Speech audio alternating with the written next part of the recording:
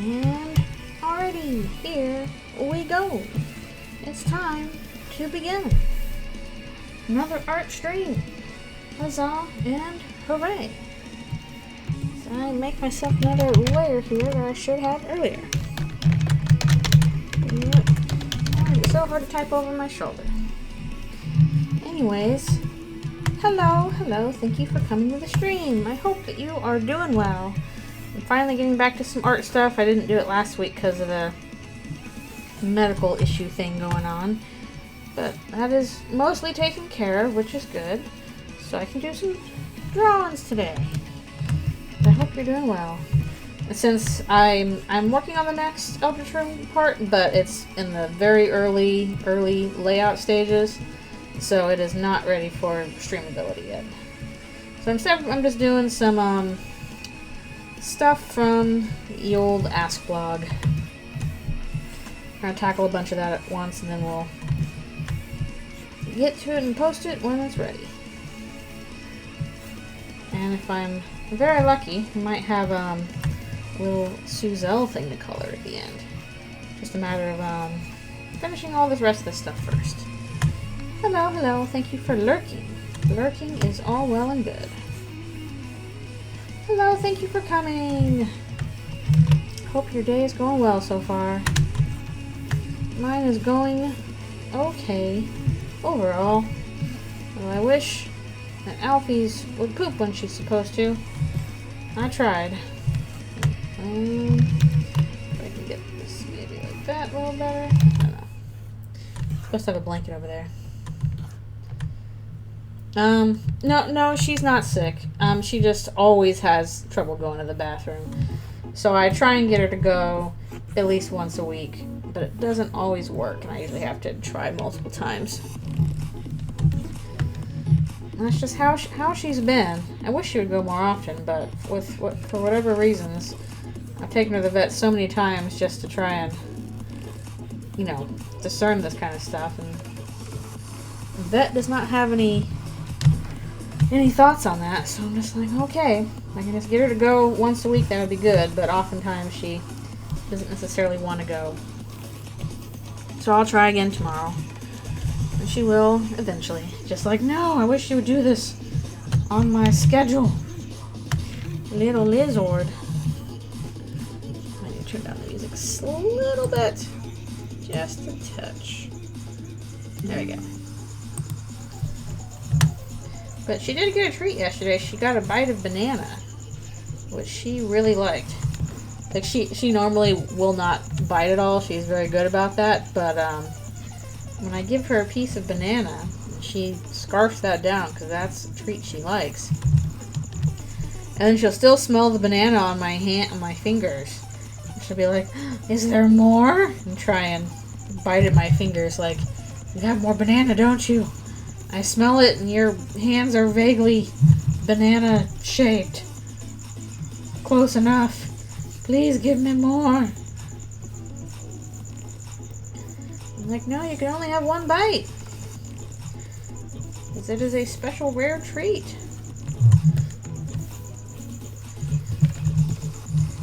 Chris huddled in a blanket. And somebody said, "Give Chris a blanket."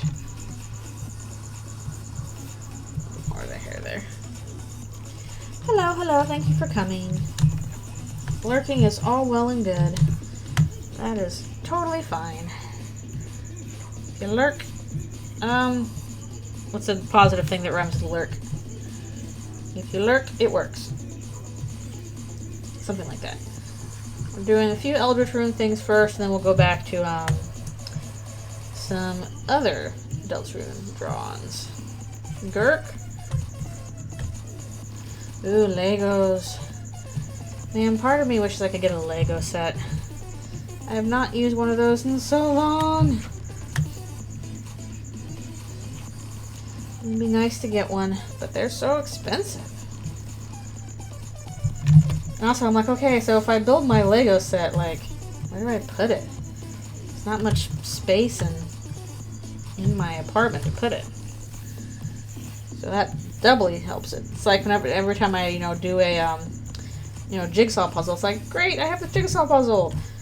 Well, where do I put it? Oh, and I eventually have to disassemble it because there's no room for it. You need to practice drawing, but you have no inspiration? Well, what kind of things usually inspire you? I know it's especially hard to do, like, practice. Like, I've been thinking lately, I really need to do, like, some studies. Because I feel like, I don't know, my basics have gotten pretty lax. I need to, you know, sit down and do some anatomy studies, movement studies, value studies, all that good stuff. I haven't done some of those in forever because I usually, I'm either working for job stuff or I'm doing, all the Deltarune art, post online. So there's not much time to do studies, like a plein air or something. And then I see my friends do all these really pretty plein airs and I'm like, oh, look how nice that is. Probably have less excuse now that it's getting bright and sunny outside too, but I was like, no, I gotta work on the projects.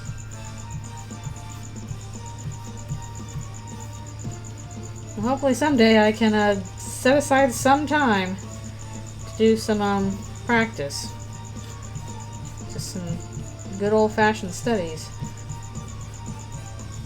Because I'm pretty sure I'm getting rusty in some important parts.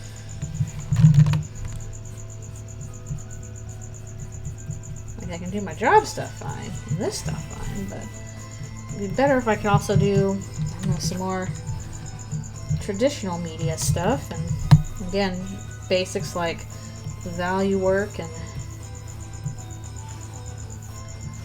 anatomy and all that stuff. Easy to forget it.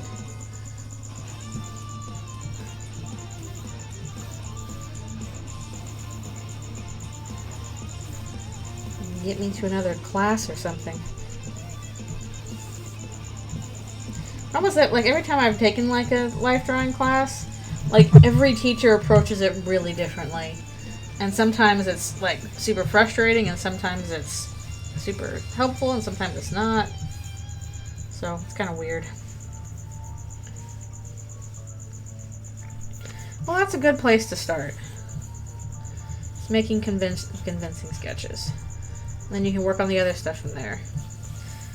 But my thoughts are always, if you really want the best kind of practice, you should just draw from life. Just draw things you see in real life as you see them. Whether it's people or animals or nature, props or buildings, like just observing the thing and then drawing it is a really good way to practice. Since a good chunk of drawing stuff is just observational skills, and then your interpretation of what you observe. So if you don't know where to start, pick an interesting object in your room, and I'm like, okay, I'm just going to try and draw that as I see it.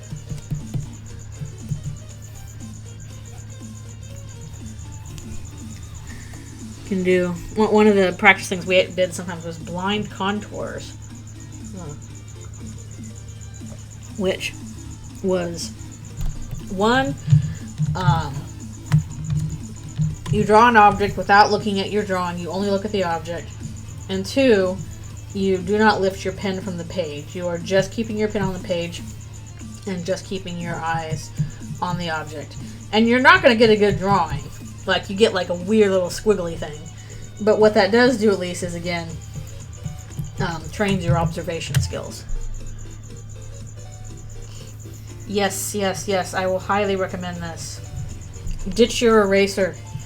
Don't erase. Do stuff with pen. I guarantee this will help you have stronger lines and build confidence. Like when I was little, I did not draw with pencil very much because I didn't like the way it felt. I would draw with a pen.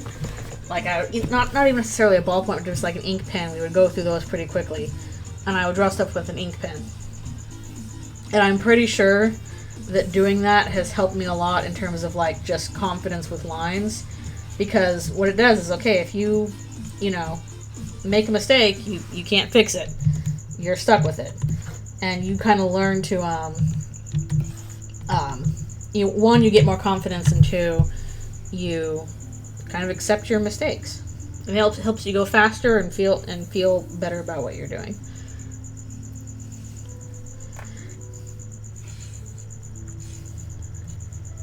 Yeah, I'm sure there's certain ways you can draw circles too. That I wonder if that changes depending on if you're right-handed or left-handed. Probably have to ask my parents about that. Horse head.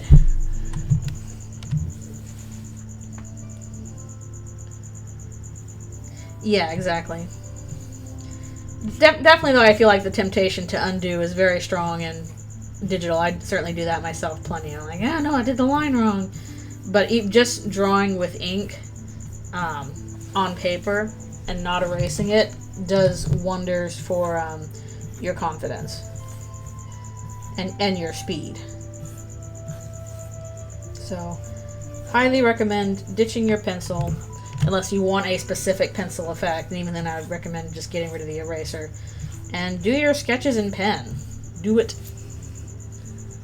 Yeah, exactly. You don't like agonizing over whether the line is pixel perfect or not.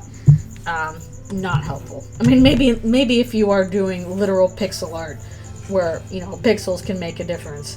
But even then, like if you're doing a pixel sketch, I'm sure that's different.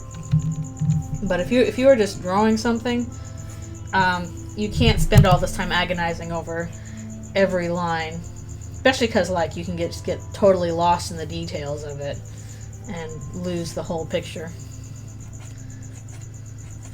Maybe I'm also not the person to talk about that because like I have from doing storyboards, I have zero patience. I can't spend too long just like lovingly rendering things like some artists I know that whose work I really admire because they just do like these gorgeous paintings. But all my patience has been destroyed by storyboards. I'm like, what do you mean spending 50 hours on a single artwork? Ah! Hello, thank you for coming. Oh, nice. Oh, that's good. That's good. Yeah, use whatever stuff you have. You can have a, receipt paper or whatever. If it works, it works.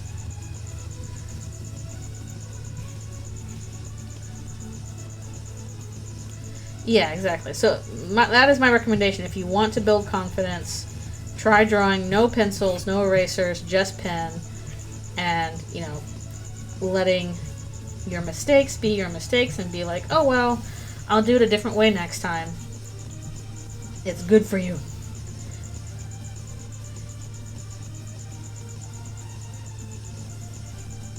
Yeah, that's exhausting. Ugh. I feel like definitely one of the ways I do is I work very quickly, which is a blessing and a curse. Again, it means I have no patience for anything. But from a work standpoint, getting my work done very quickly has served me well. Yeah, the crickets are pretty loud. Sorry. I mean, I can put them away if people want. But also I just cleaned out the pen recently, so I got rid of a bunch of the dead ones, and they tend to pick up noise when it's like, oh, we're all alive, huzzah, or something. I don't know. They just get noisier when they're clean. Outside at night drawing with vague Undertale music playing in the background. Incredible. Were we all in that situation? Oh, that's nice. Like I don't think there's any crickets out here that are wild crickets. Maybe there are, but I've never heard them myself. These are crickets for Alfie's food, which at least she ate her crickets today. Wish she had pooped, but she ate her bugs. And she climbed up onto her hammock briefly, too, and I was like, oh, you're on your hammock! And she's like, I am! I'm gonna get down. Has Alfie's ever found random bugs around my apartment? No. She's not that persistent of a hunter. And even if so, like I wouldn't let her eat like a silverfish or something, because you don't know where it's been, what diseases it might be carrying.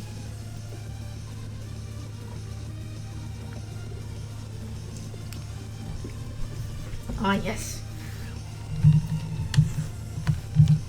Kind of like my parents' place, which not really in the country, but it is fairly close to wilder stuff. So they deal with stuff like deer, lots of deer, you know, snakes, a lot of coyotes. Occasionally there's supposed to be mountain lions, but I've never seen one myself. Bearded goats. Do we have any bearded goats on the docket today? We might. At least one. At least one Rouse in there, probably. But we're doing a few Eldritchrune things first that were in the thing, and then we will go on to just general Deltarune and fan art doodles. As you do. I wish I had a better situation with this, but oh well. Oh, there's still some animals in the desert, but I imagine a lot of them come out at night, probably when it is cooler.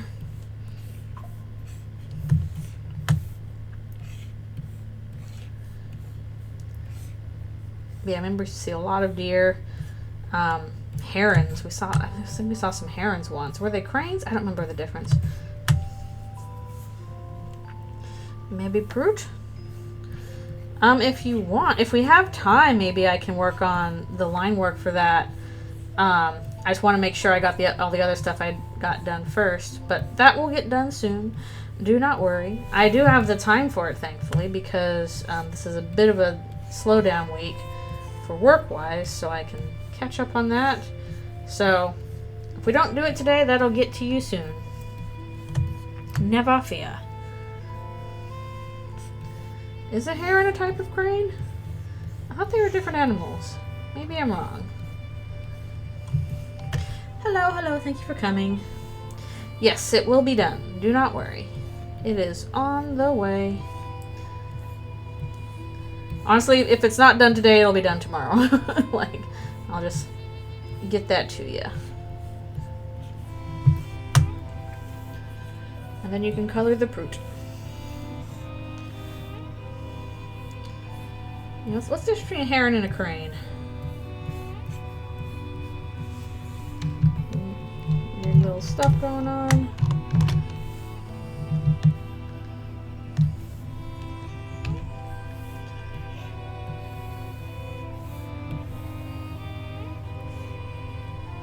Hey, what am I working on? I am working on a few Eldritchrune, smaller doodles, and then we'll move on to some larger Deltarune doodles, some general Deltarune doodles and other fan art things. Maybe I'll work on coloring a Suzelle pick that I was doing. Why the long face, exactly.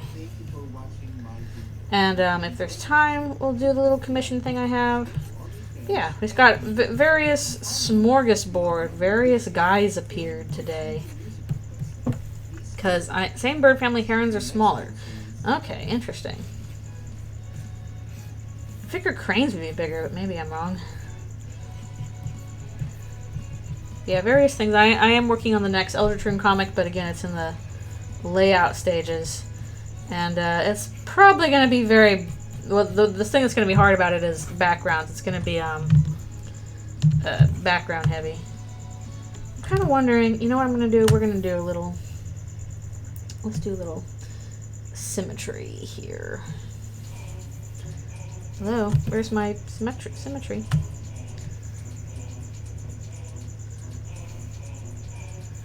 And then we'll just do this. That'll be a little bit easier.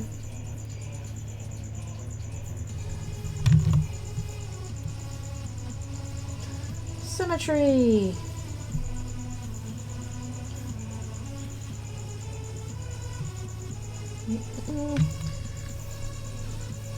Make things easier for yourself. Especially if they are, you know, like, you know, super detailed things.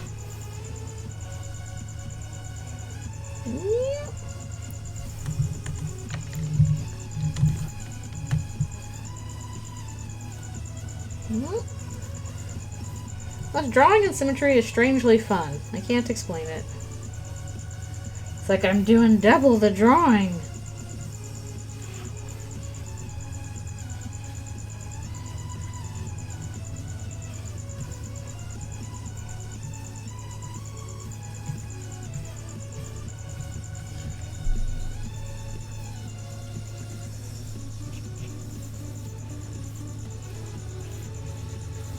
I like drawing in symmetry if I've got to do just like, you know, something that looks kind of complicated.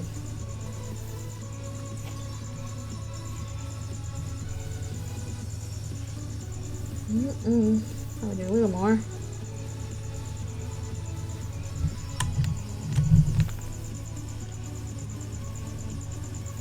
Anything else with this?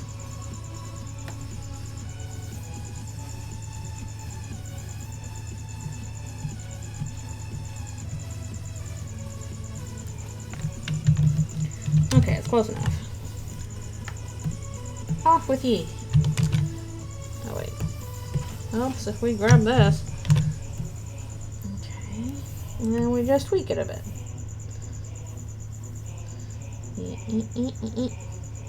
Start, please.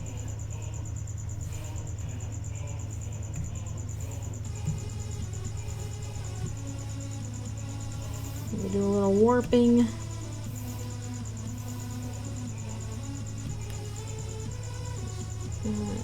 Do that a little bit there. Don't you blip at me. Don't you do that. Okie dokie. Easy way to make that look a little bit better. Maybe I should have warped a little more. Nah, it's alright. And it's just a basic sketch. I got my orange juice.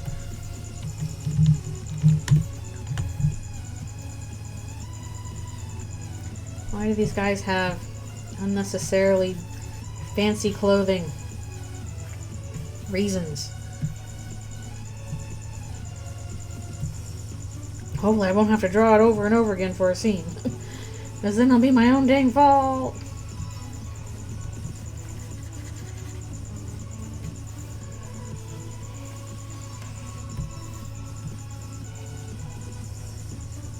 All lacy and stuff. They wear fancy stuff because it's fabulous. Also, it makes them look like serious business, regal.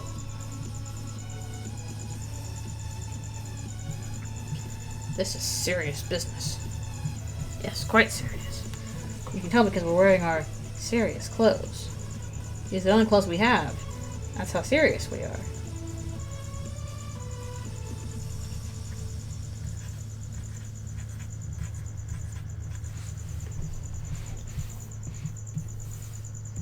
I'm actually not even sure if I have any serious clothes. I'm the least serious person.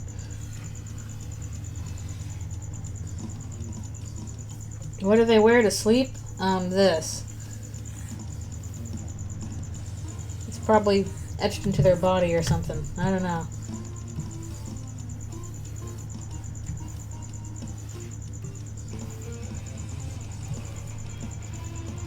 It's like, what do you mean different outfit? This is just the outfit I was born in.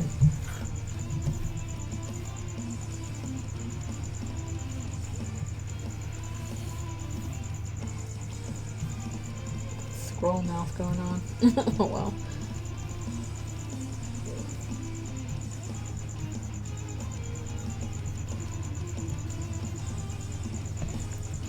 So I do Eldritch enemy sleep? Maybe. It's none of your business.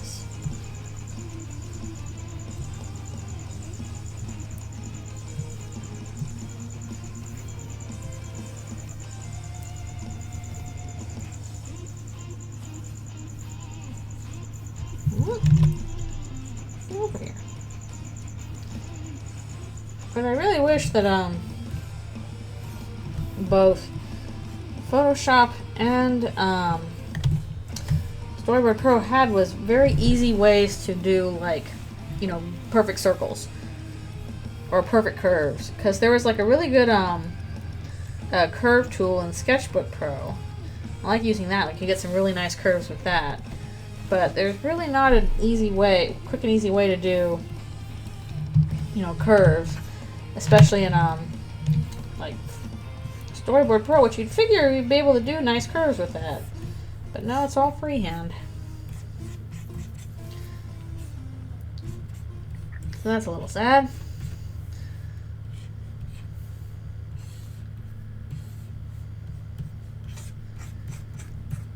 About the path tool, it's okay. It's alright. It's not my favorite. I feel like it's a little slow compared to the tool that we had in Sketchbook Pro, which was just basically they gave you like a whole bunch of French curves like you would use in real life, and you could just trace those.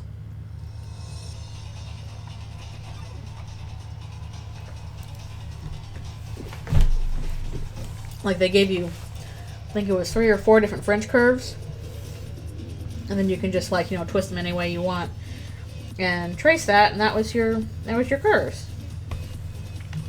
Plus, you could hold down like shift in certain situations, and it would give you a perfect circle when you drew it. Which is what I was using to draw those dang balls in the ball pit and paper trail until it murdered my hand because I drew like 10 bajillion little balls and did not think about the consequences of that.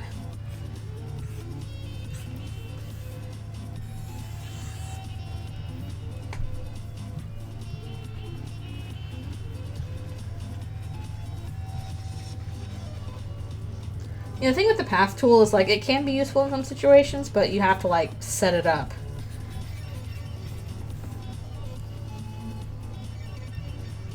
And sometimes it's a little hard to be like, no, I want the curve to go this way, and it's like, but you didn't set the curve up properly. So now you are doomed.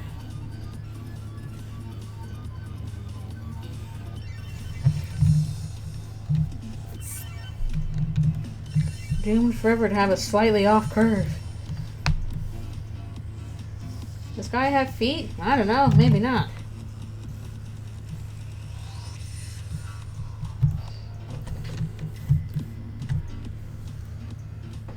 Oh, yes. Funny shape Krita. Yeah, those are French curves. Basically, those are from real life. They're just little wooden or plastic tools that are done in the shape of like multiple curves. And so you use them like a ruler, like you would in real life, and just trace with them as you would a ruler, except that it's various curves.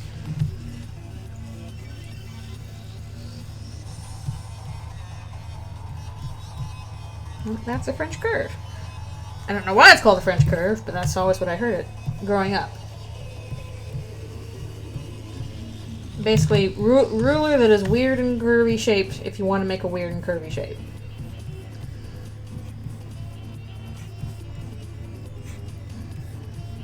I think it's almost time for me to stop real quick for a stretch break. I'll do that, and then we can do the shading real quick. This won't have that much shading to it, so it'll be pretty quick. So these are just little sketches. If French curves could talk, would they go, oh, bonjour? They would probably say baguette. And, I don't know French.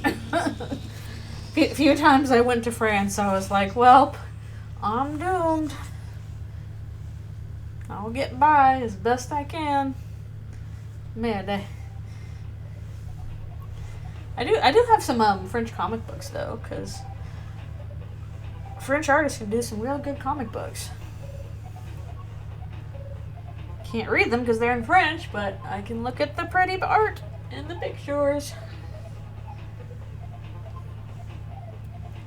I also picked up a few French words just from living in Canada. Because, you know, everything is printed with both French and English here. Because you have to do that for Quebec. So, got like fair is iron. Ale, I'm probably pronouncing it wrong. Ale is garlic. What are some other words? Probably just look at my cereal box and be like, yeah, that one.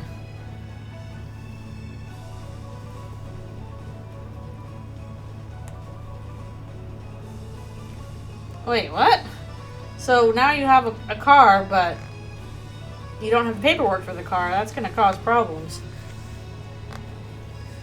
Because now, looks like you have a stolen car. They have to give you the paperwork. It was when the French person, he gave me a stolen car. No. What kind of car was it? Was it a nice car or a regular car? I'm almost done stretching. Okay, back for one more stretch.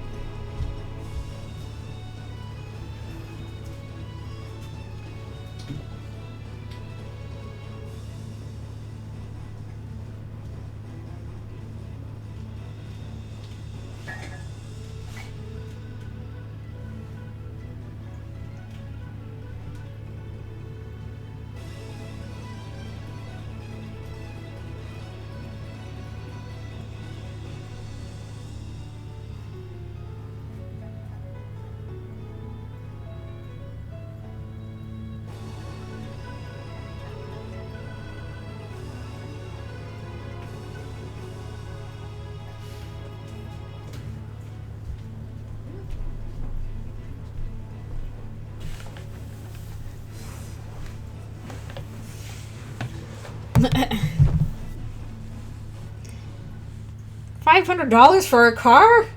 Okay, yeah, that is extremely shady. That's probably a stolen car. Smart to get rid of it.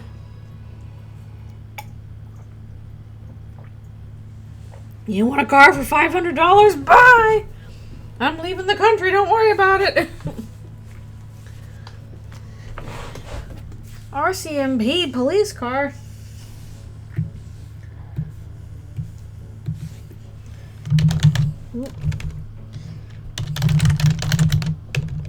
I cannot type like this way. Yeah, I just looked at the Oreo box I had over there, and it had mint cream Oreos, and then under it had creme a la menthe. They're right on the roof of the saddle. No, but they should.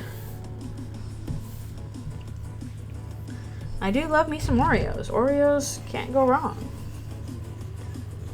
I should do this a little bit darker. Especially mint Oreos. Someday I will try those Swedish fish Oreos that everybody says sound terrible, but I'm intrigued by because I actually really like Swedish fish. And I like me some Oreos. And I'm curious if they will work together or not. But I think that's one of those obscure flavors that you're not going to find most of the time. I think they're mounted because they're usually on horses. And I've never seen mounted police around here. It's always regular old police. Those regular policey guys. Alright, let's do a little thing between these guys to show that they're together. Ooh, boopy boopy.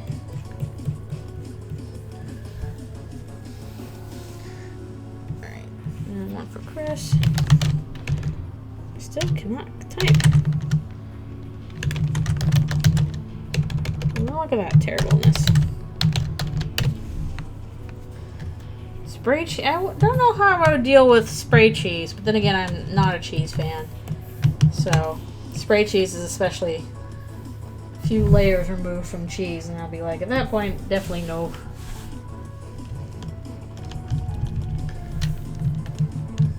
But I wouldn't be surprised if you're not the only one that does that. Spray cheese is vegan.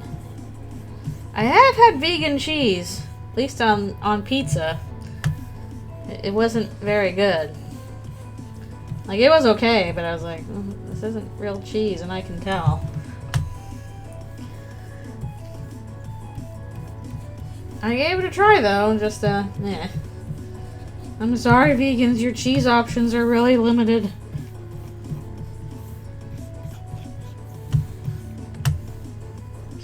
Yeah, I don't know. There's just something about cheese that I don't think they've been able to get right for without using any dairy for it yet.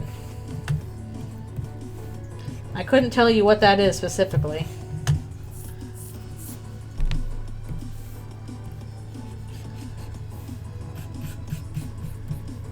It's like I can get by with, like, you know, vegetable spread oil or whatever instead of butter.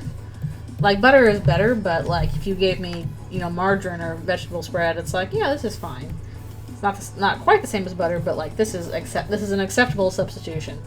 But something about cheese is, like, you get the, you know, non-dairy equivalent, and it's like, ooh. Ugh. Ugh.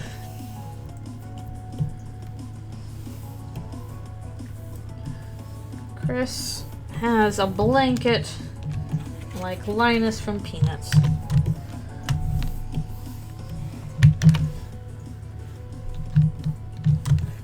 Excuse me. But I'm also very picky about food, so I try not to mix and match stuff too much. Otherwise I'm like, you know, one of my foods touched the other food, it's ruined. Whiny little person like that is me. It is me.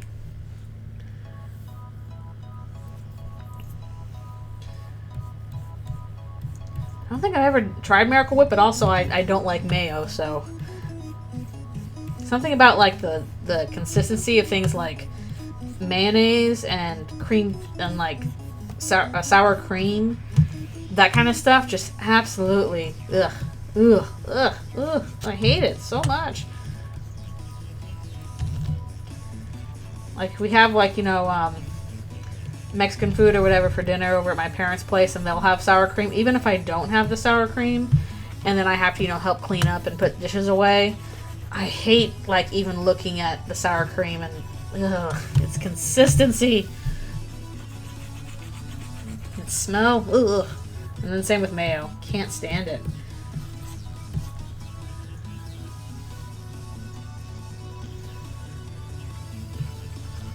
And yeah, that makes sense. If you do enough of like one food often enough, then you're just used to it, and that's what you have.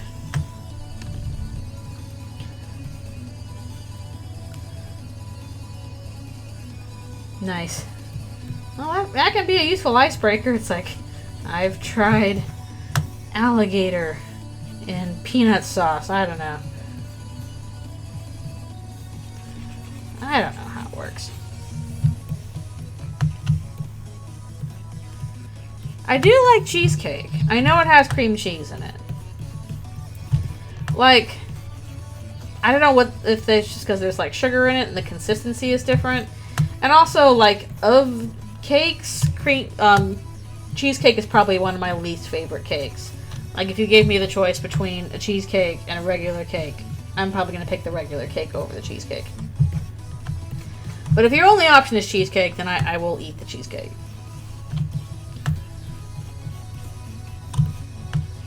Because it's good, it's just not my super favorite.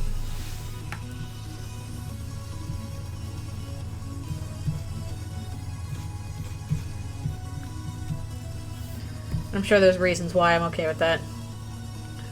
Yeah, that's true. Cream cheese.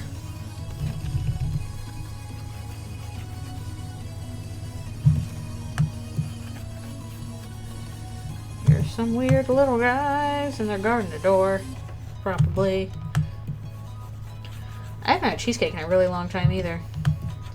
I think recently, or the last time I had some, I saw it on the place I usually order some of my groceries from, and I was like, oh, I want to try and get a cheesecake. That sounds good. And I did not realize it was a vegan cheesecake. It was just okay. Again, sorry, the vegan cheese thing. Whatever they were doing, it was like, I can tell this isn't real, and it's fine, but it's not great.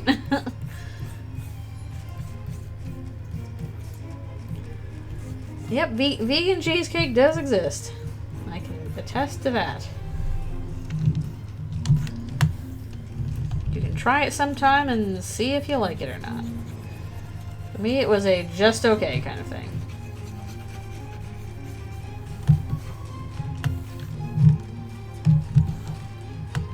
Oh yeah, you gotta have the fruit. Yeah, again, you'd figure, you know, the important part of a cheesecake is the cheese, so not having that is, it's a little rough. A little tricky. A little bit off the beaten path.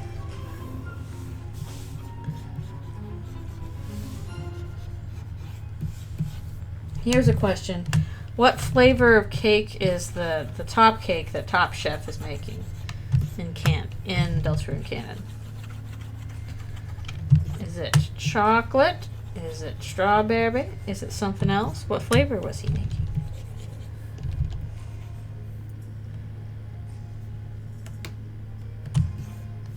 Well, you know, don't force yourself to eat stuff if you don't want to. Humans can get by without meat, even if it's a little harder to do so.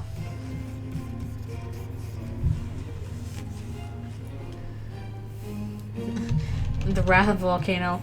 Yeah, food can be found around places. Like, they can get some of it from Sham's shop, like they did. Rouse makes a bunch of it. Of course, if it's growing around, you know, it's probably going to be a little weird, a little off. But basically, Chris eats what they can get. Including moss, eldritch moss. So, it's around, but Chris probably has to rely on Rouse for quite a bit of it. A tres leches cake. Interesting. I don't know if I've had that.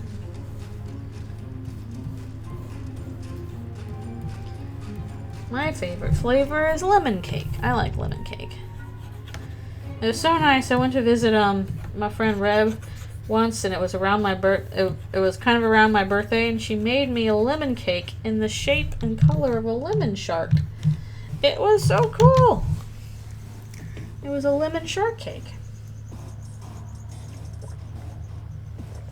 Which, yes, lemon sharks are a real kind of shark. It was very cool. Alright, we're done with the Eldritchrune stuff for now. I'll divide these up into smaller bits later. These are bit sketches. Let's do some new stuff.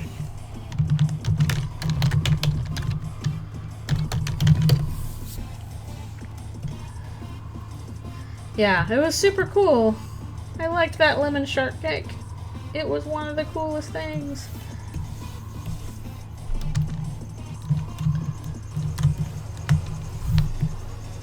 Turn it down a little bit more.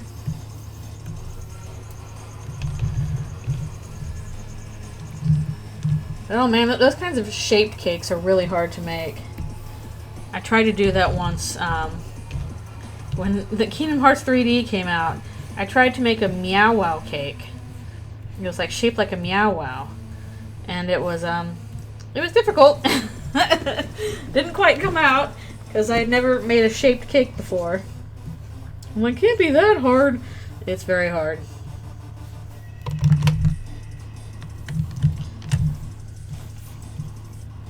Susie's been snoot booped once again.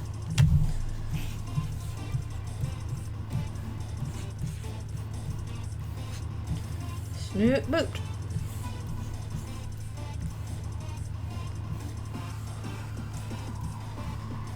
I gotta figure out what I'm gonna be doing for my 40th birthday coming up in the future. Ah! I think I have an idea. I just need to make sure I can invite people to it and also prepare. I'm so old.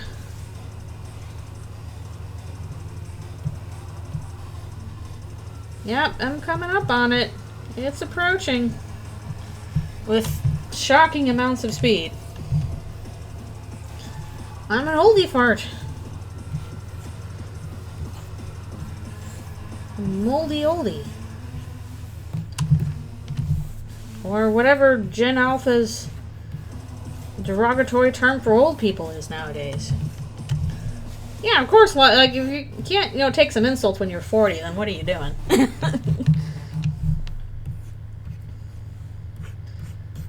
Well, honestly, I think it'll be fine. 30s are pretty good. Better than 20s, anyway.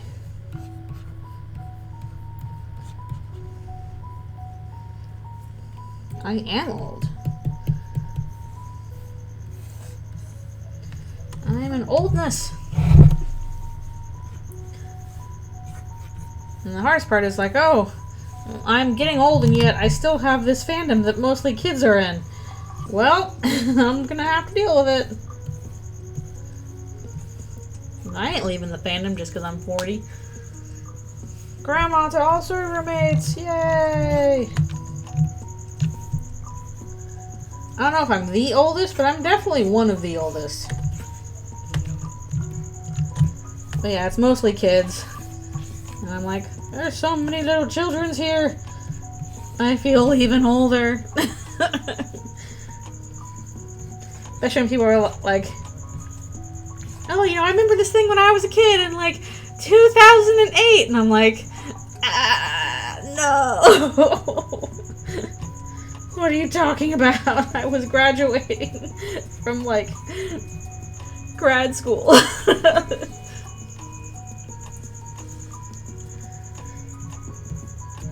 Well, that's just something you'll have to expect.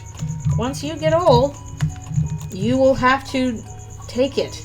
If you are to dish it out when you are young, you must take it when you are old, because it will happen.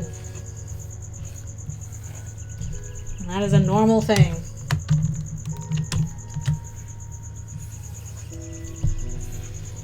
Though I definitely think there is some kind of like a bit of a commercialization of like, oh, you're 40, you're over the hill. It's like, no, you're not. They used to say that about 60. 40 is just middle age. Yeah. No, that would give it away. I literally remember dial-up internet. We literally had the AIM, you know, stupid noise-making machine anytime you wanted to get online. All the very noisy, weird little things. Then I would go on my X-Files mailing lists and check out the fanfictions. There were no social medias. You built your own websites like men and women. No! What do you mean they're driving now? No! No, stop, children. That's part of the weirdness of it, is like, the older you get, the more time kind of blurs together. Because you're like, okay, you know, that was last year, this is this year, and years are going on and on. And when you're like younger, a year is worth more time of your life. So a year feels like forever. Whereas when you're old, a year is like nothing. I think my chemistry teacher when I was in high school explained that to us once. It's like, okay, when you are 6 years old, then a year is 1/6 of your life. That's a big chunk of your life. But when you're 40 or 50, that's like a 40th or a 50th of your life. It's nothing. So time starts getting weird when you get old.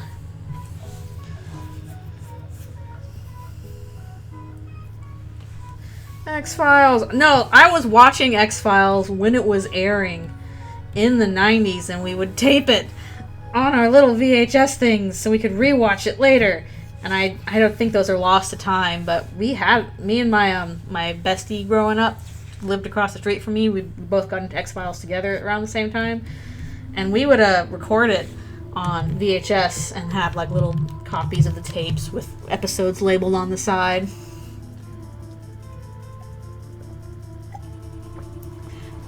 No!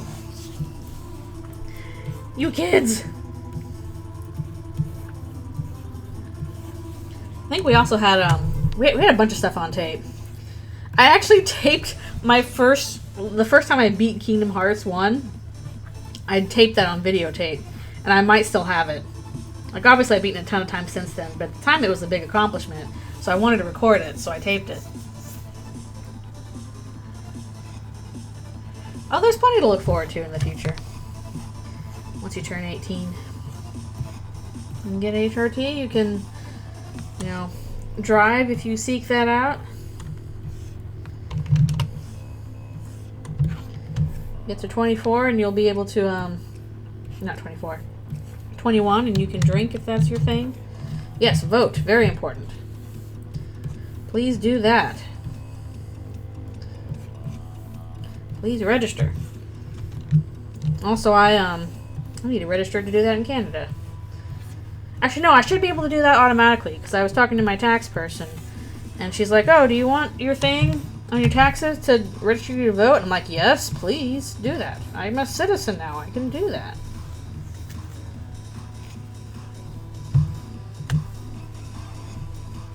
Yeah, being in your 20s is a mixed bag for sure. I imagine it's even a little bit crazier now than when I was a kid. It's a little bit more tenuous.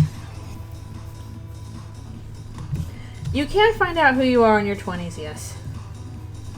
And that's very important, as long as you give yourself the grace to do so. That's true. I'm pretty sure they filmed some X-Files here. Like, you know, Vancouver Forest. There's plenty of them. You can just go into the woods around and bring your film crews. It's not hard. A lot of filming is done here. It's, like, there's a lot of architecture around here that you can, you know, location scout and be like, okay, that looks vaguely weirdly modern enough or vaguely weirdly old enough to, you know, be someplace else. I do the big honk in the background.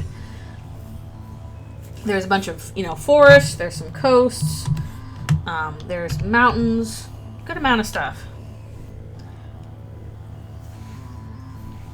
I should pull out that, like, a friend got me a really big X-Files book. I think it was not really supposed to be about the production so much as, like, you know, diegetic in-universe kind of stuff on the various files. But I should look through that book more. It looked pretty cool. It's like this really big, heavy book. And I think it only focused on, like, a few episodes. But it was neat. Where Diary of a Wimpy Kid was filmed. Not shocking. On one hand, I would say, yay, move here, it's really pretty. On the other hand, it's like, good luck affording it. But then again, that's a lot of places nowadays, so Vancouver ain't special. It is very expensive, though. I'm trying to save money to get myself a, well, not a house, I can't afford that, but at least an apartment that I could buy.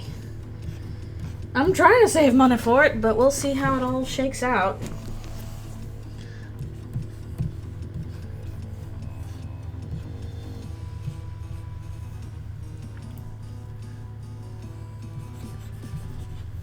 Yeah, now I'm curious about which episode specifically they filmed around here. Like, I'm pretty sure they did, what were some of the, It does Susie. She's an excitedness. Like, I'm pretty sure they filmed, what was that one with the little green bugs, and they would cocoon you and suck out all of your life force, and they only showed up when, like, the lights went out, so it was a big, scary, like, you know, oh, we can't lose the lights, we can't lose power, the bugs are gonna get us and cocoon us. What was that episode called? I can't remember.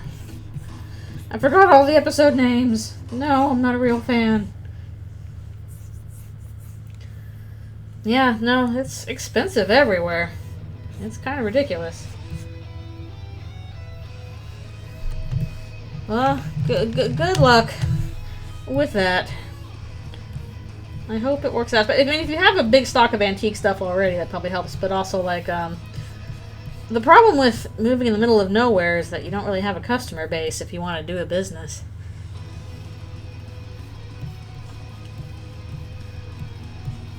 Unless you are endeared with the locals, I guess.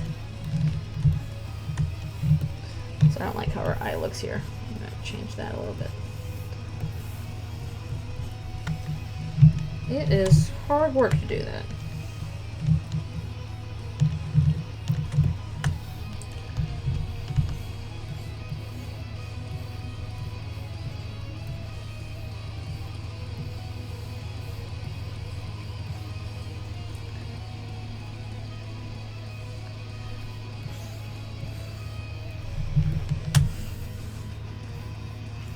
RV is an option, but it's also like a little bit, it's a little bit tenuous because, like, I don't know, I've definitely heard that as a problem before of, like, you know, people with mobile homes, which sounds like RVs, but it's basically like homes that are kind of assembled, you know, on property that they don't actually own.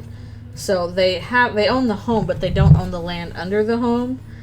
And the thing is, these houses can't really be moved. Like, they call them mobile homes, but that's just because they are assembled somewhere else and then put on that spot of land. And then what happens when they don't own that? And these are like what, you know, often are in trailer parks and stuff like that, is these mobile homes that are cheap, but you don't own the land under them. So then what happens is, you know, somebody takes over the trailer park and then just forces everybody out there because they don't actually own that land. It doesn't matter if they own the house. They can't take the house with them, so they just, like, get totally screwed over. It's not great.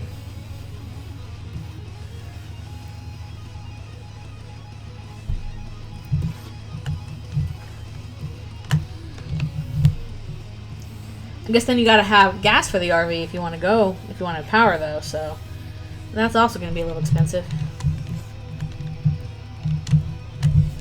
Yeah, again, you got gas to think about. Where are you going to park it? Where are you going to drive it? Because those are pretty big. So you can't necessarily take it everywhere. I just think it's something a lot of, like, retired people think about a lot because they want that kind of freedom.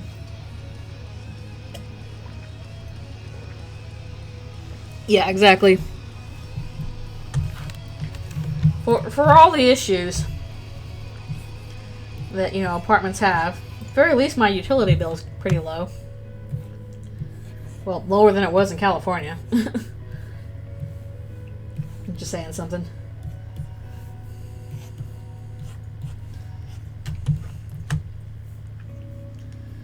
Live in a big RV? I wouldn't mind trying it. I do have a... Well, I'm going to sneeze here. Ugh. Ugh. Excuse me. Ugh. I do have a artist friend that lived in an RV for a while and, like, did their work out of the RV. And it seemed like they really liked it and had a good time with it.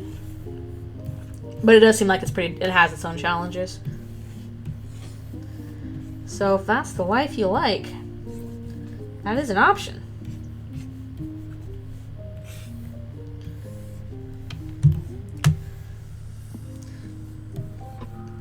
That is true. It's nice to own something and you can, you know, set it up how you want.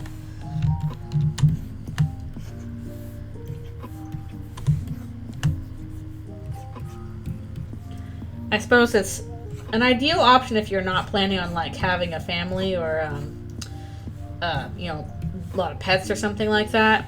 If you just want to focus on yourself. But if you were planning on having a family or a lot of pets, that's probably going to be really hard to do in an RV. Like if I was a kid, I don't think I'd want to grow up in an RV, to be totally honest. Maybe some kids like it.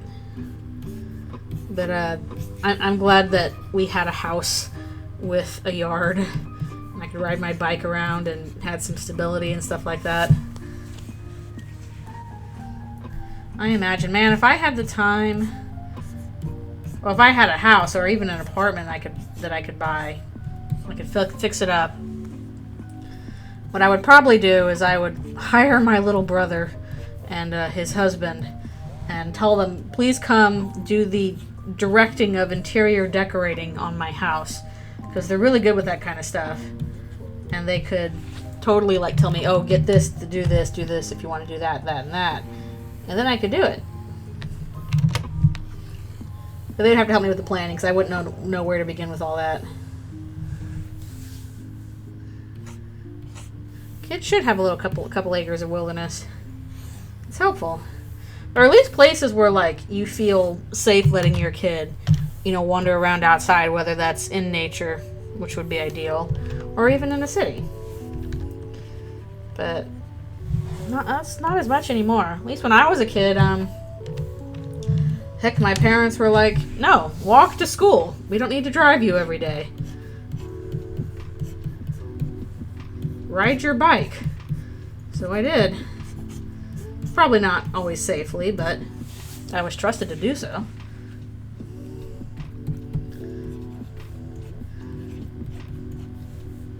Like, getting a ride to school was a special treat.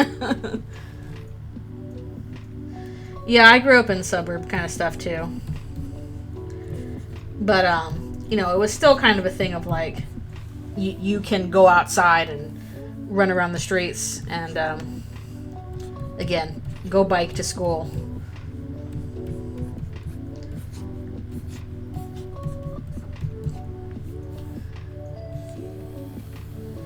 Like I was talking about in the Stars in Time stream the other day. You know, you could go sell Girl Scout cookies door to door. Nobody minded that. A lot of sidewalks. We had a really big yard in our house when I was growing up, though. I don't know if my parents liked it very much because my dad was the one that had to mow it all the time. It was really big. But we kids liked it. I like going out in the backyard. Getting all of our dinosaurs lost in the grass and they'd get chopped up by the mower and lose their tails. Poor dinosaurs. What kind of darkener would that be? I hope I got Sifrin's hair right. He's got kind of weird hair.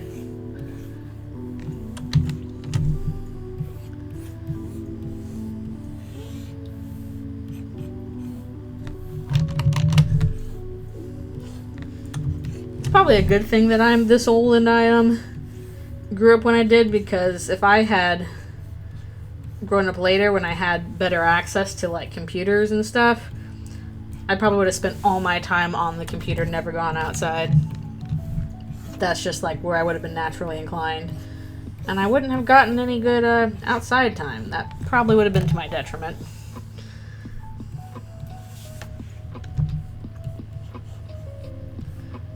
But because I was growing up in a time when we didn't have game consoles until a friend bought them for us, and you know, we had one PC that we were not supposed to be using all the time. I spent a lot of time playing outside. Oh yeah, I got free labor too. It wasn't that often. Sometimes we had to go out and pull weeds. Sometimes we had to you know, do basic chores like clean the bathroom, clean your room, do a little vacuuming. But these are also like they suck to do, especially when you're a kid, but it's also kind of like, okay, you are going to have to do these things eventually anyway. Here's just how you do them. We're going to show you how to do them. But of course, as a kid, they were frustrating and annoying. Oh, that's nice. We did camping a little bit. Not too often. It wasn't like a regular thing. But we did do a little bit of camping. I enjoyed it. We went to like Yosemite once or twice. We went to some other local spots, but Yosemite's the one I remember because, you know, it's Yosemite. And, heck, I think sometimes we did a little backyard camping if we were like, we're just going to go pitch a tent. It's like making a blanket fort, but in the outside.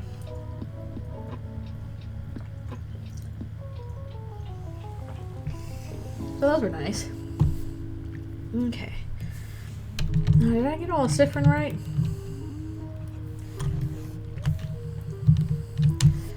Fluffy boy meets starry boy. Now make sure to do his glasses separate color. Actually, what I need to do is stop and do a stretch. Gotta do it.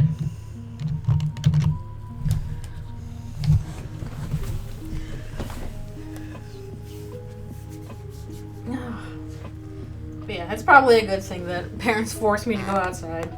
No, you can't play on the computer all day. Okay, Mom. Because if I could have, I probably would have.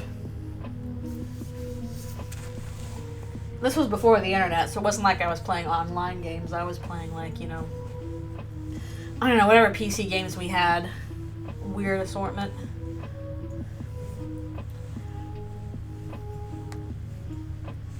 Stretchy, stretchy.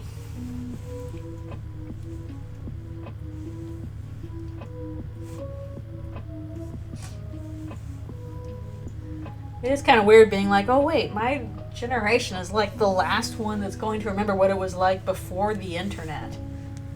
Like all the kids now growing up and from now on forever are going to like have that in their lives and not be without it.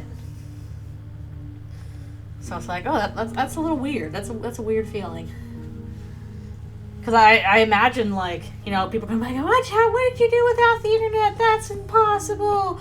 That's insane. It's like, no, it was fine. It was just different. But it was, I guess you can't miss what you don't know.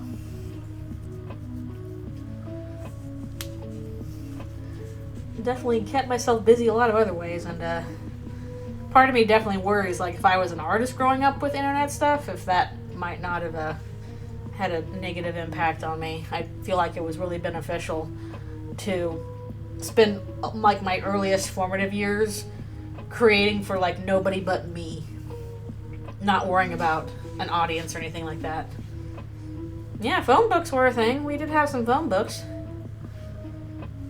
Actually, mostly I memorized, like, my number, my parents' numbers, and my friends' numbers, and now I don't think I have almost any numbers memorized. Oops. Alright, be right back for one more stretch.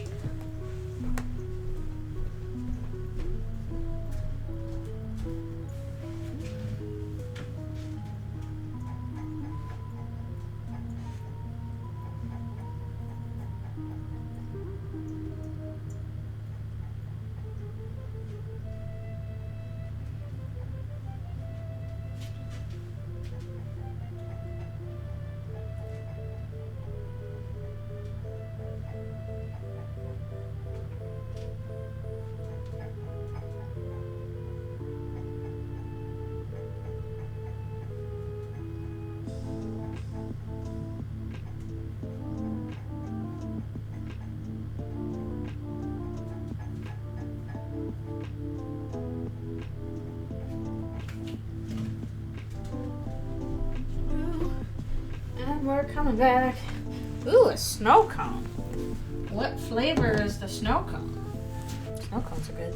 Oh my goodness, I was walking through the park yesterday for Pokemon Go Community Day, and right after I took a picture of those flowers, I heard the noise and there was an ice cream truck there. And I was like, oh, I want to get something from the ice cream truck, but I didn't bring any money with me. No. So, no ice cream for me. Ooh, vanilla and coconut, yummy. I was sadder about this than I expected, because I was like, I haven't had an ice cream truck in forever.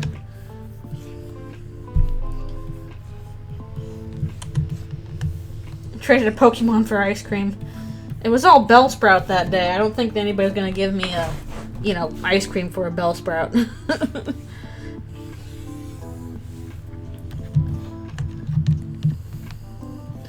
That doesn't count as legal tender.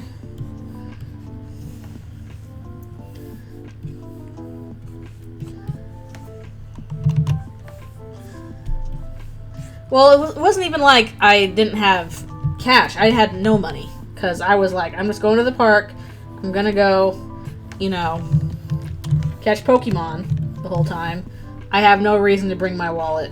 So, it wasn't a no cash deal. It was a no money deal.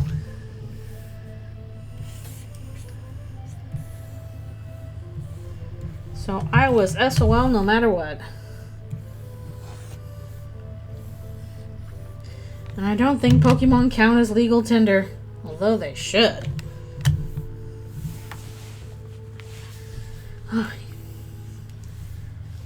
Yeah, I can't remember the last time I've gotten something from an ice cream truck.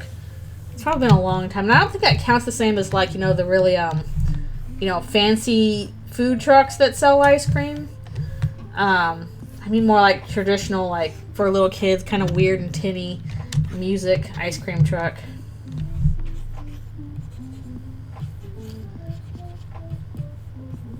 Very, very kid-oriented flavors, as opposed to, Let's do this. As opposed to fancy ice creams. Oh man, what was that ice cream we got at the last Canada Day event that's right by my apartment that we went to? There's a lot of food trucks there. And there was this ice cream we got. Oh, what was it? It was really good.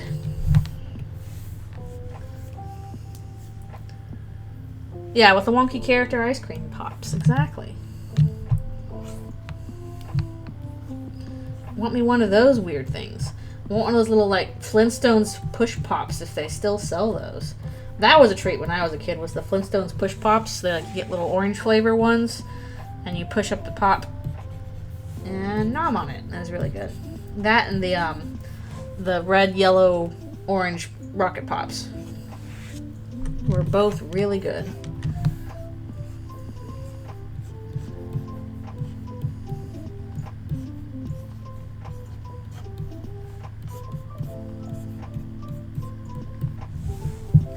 Also, going overseas, they had a lot of different, like, popular ice cream flavors there, too. Alright, let's do Snoop, Loop, Shading.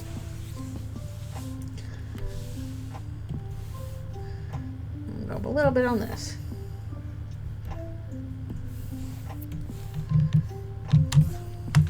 Yeah, I guess that's what I get for going outside without my wallet. How dare I?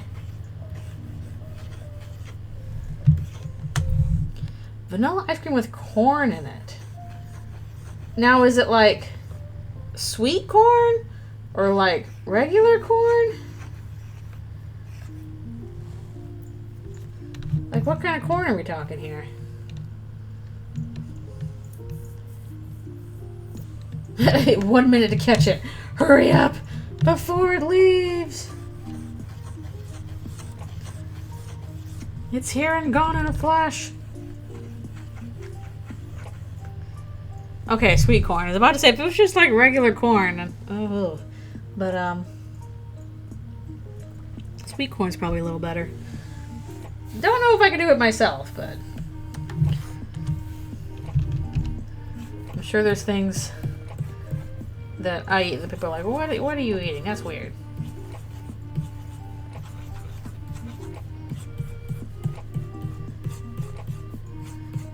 Chris is honking.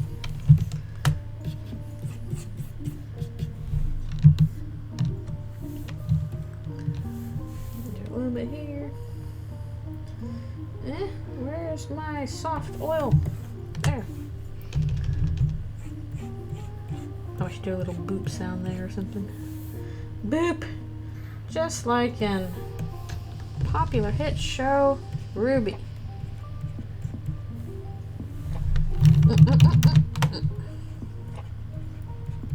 Here we go. Susie's got the boops.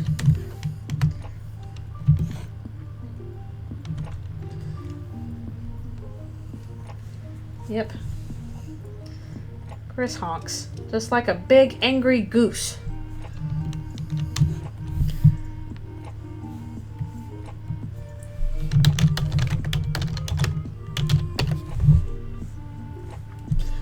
He's like, why am I being booped? What did I do to deserve this?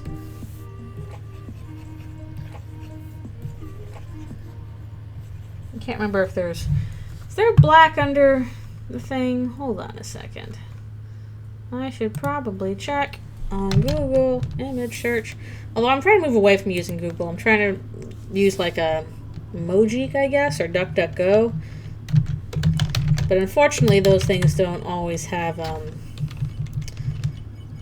I'm looking for. No, I can get away with that. There's a little dark stuff under there. Yeah, that's fine. That's fine. Okie dokie. Just trying to make sure I can do this. I add a little bit of darkness because Ralphie's got his hat on, therefore the darkness. I'm attacking the darkness. I remember when that was a big thing. Okay, I think we got all that.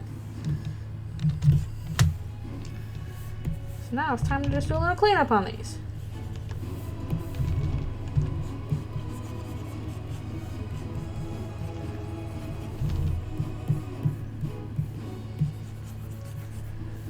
It's like, Susie, if you didn't want to be booped on the snoot, then you shouldn't have such a boopable snoot. Had you ever considered that? Think, Susie. Think.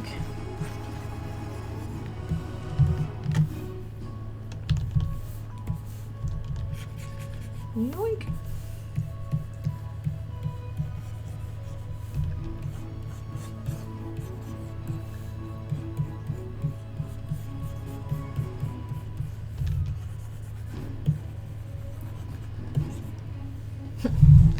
Thank you for the usable advice. Exactly. Growing pain Susie's like, oh yes. If only I had planned this better. You jerks.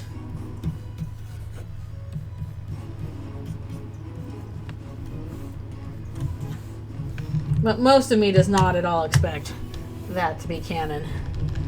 But there's always a small part of me that's like, but it'd be really funny if it was. Really tragic and very funny. That's the Undertale way. But probably is not canon. I'm sure that whatever's going on with Susie probably is going in a different direction. Oh, thank you. I'm glad you liked it. It definitely stuck in my brain. I think it would be an interesting way to tackle that. It would definitely upend a lot of stuff in terms of like what we know about the world. But it could be interesting. I don't know, I just think it would be extremely funny if we finally see Papyrus and he's just a regular human guy. People would throw a fit and I would be like, ah, it's terrible, I love it.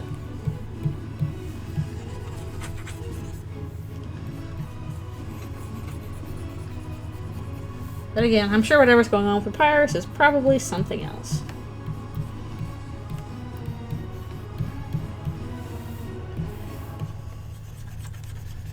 And man, I saw somebody bring up the idea that instead of Toriel and Undyne showing up in the next Dark World, that Asgore might show up. And that would be interesting. Although I'm also still thinking that the Flower Shop will be a future Dark World, so I'm not sure how that would all work out if Asgore already shows up in the Chapter 3 Dark World. But I don't know. We'll see.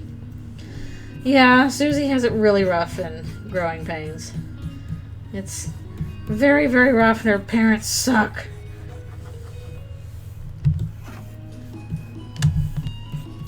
She deserves better.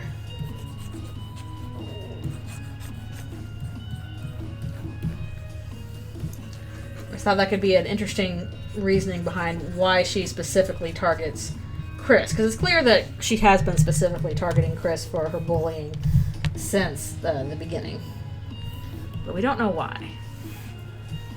Like she is standoffish from everybody.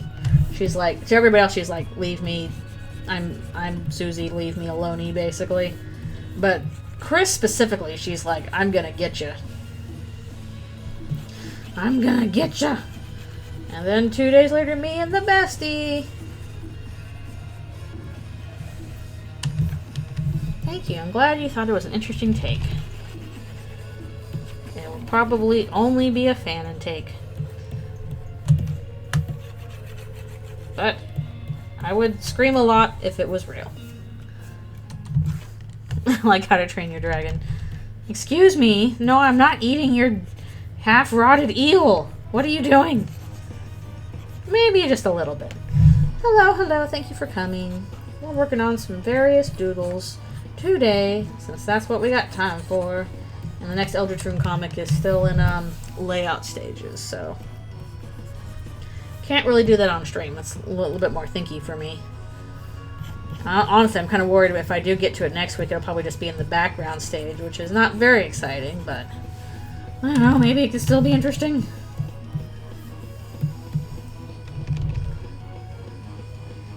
Discover that Viralata actually means stray.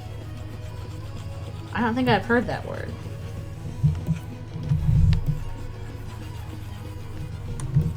Is that a word in a different language?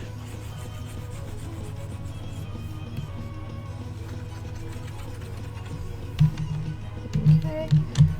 That down here. Got that down here. Alright, now we're just back to honkin' Chris.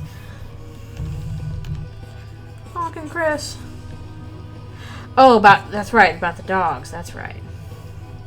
Okay, so it's not a specific breed, it's just a stray dog? Okay.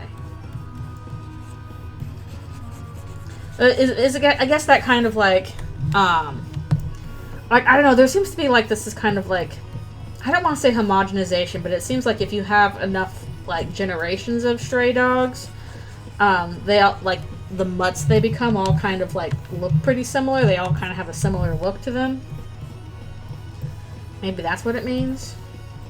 Like, they usually have, you know, kind of a light brownish, you know, coloring, a little darker on the top, lighter on the bottom, and, you know, erect ears, long nose. Yeah, that kind of, like, stray dog look when you've had several generations of stray dogs, and, like, the features that, you know, certain people breed for are all kind of, like, blend out, and you get more quote-unquote generic-looking dog. Which is probably healthier than traits people breed for, like, you know, the pushed-in noses and all that. I did not know that, no. I think that was just me guessing. Just me trying to think, oh, what does a stray dog look like? And I'm like, oh, well, you know, especially, you know, one that's been on the streets for a while, they tend to have that, you know, kind of brownish erect ears look. You know, vaguely mutt. Usually for, like, certain dog traits, like, you know, the pushed-in nose, or floppy ears, or squat stance, or certain coloring, like, you gotta keep breeding for that. Whereas I'm sure if you just let the dogs, you know, breed themselves, then that's where the traits would go, is my guess. But that's just speculation. Biologist probably knows more. Alright, we have finished stuff on this page, but we got one more page to do. Which one? Did the new Void compilation come out? Because I know it showed up a couple times. Oh, thank you! Oh, thank you so much. Thank you for stopping by, and thank you for the kind words. I really appreciate it.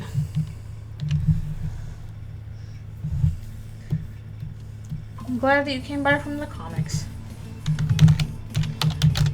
Oh, the Chuck Jones one? Yes, I think that was an older one that I did a while ago. So that's not a new one then.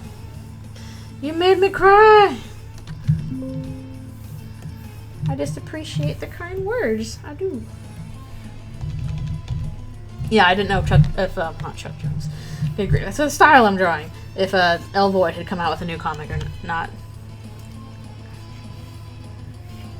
I know it's easy for stuff to get kind of lost in the internet sometimes. Like, I'm guessing stuff gets reposted places I don't know about. Usually I would see it on Reddit, but I haven't really seen stuff reposted at Reddit for a while, so if it's getting reposted somewhere else, I don't know where that is. But I'm glad you found your way here. We're just working on some doodles for asks today.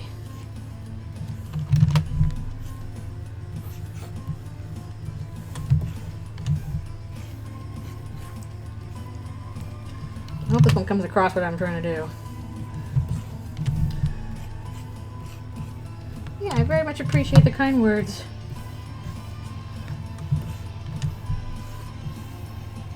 And I appreciate you being here.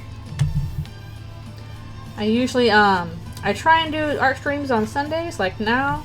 And then on Friday evenings, I, play games. Right now, I've been playing in Stars and Time. So that's going on. I got a big long list of games I want to try at some point. That was just on the list. I've been enjoying that so far. I've recently finished, yes, there's also a Discord server, which I need to set up the bot to do. Good grief. Maybe I can do that this week if I set aside time for it.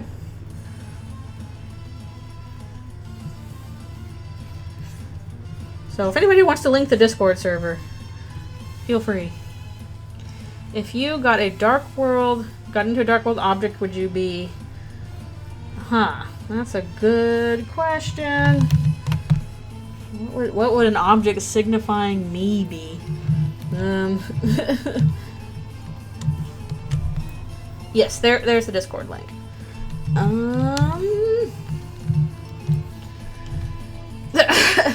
I can't think of many objects I would be.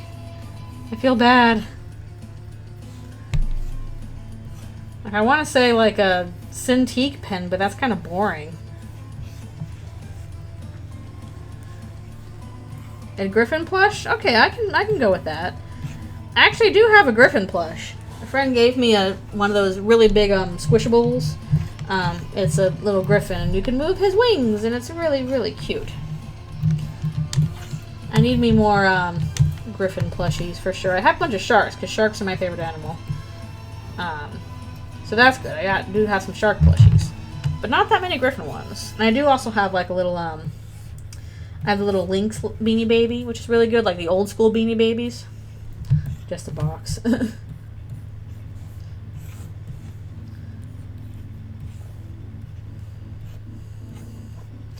This is trying to imitate like a Chuck Jones style thing. So hopefully that's coming across.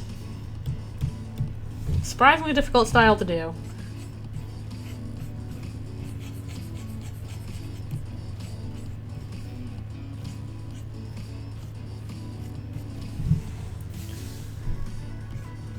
That would be Susie's Halloween costume, just a box.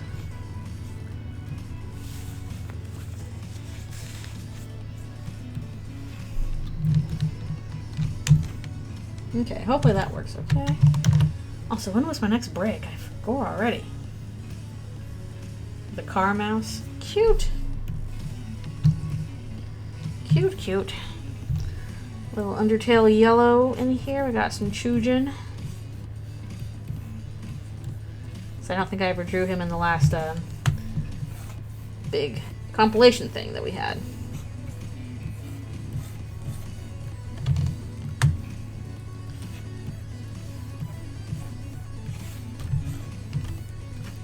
Something I did not quite realize until it was pointed out to me, but very likely the object that Newbert represents is the little rubber mouse button that you get on laptops. Like the little red... I don't know if they still do that anymore, but in old laptops, there was like a little red button in the middle of your keyboard that was supposed to be a mouse, and they called it a nub. So that's where I think Newbert comes from. Newbert.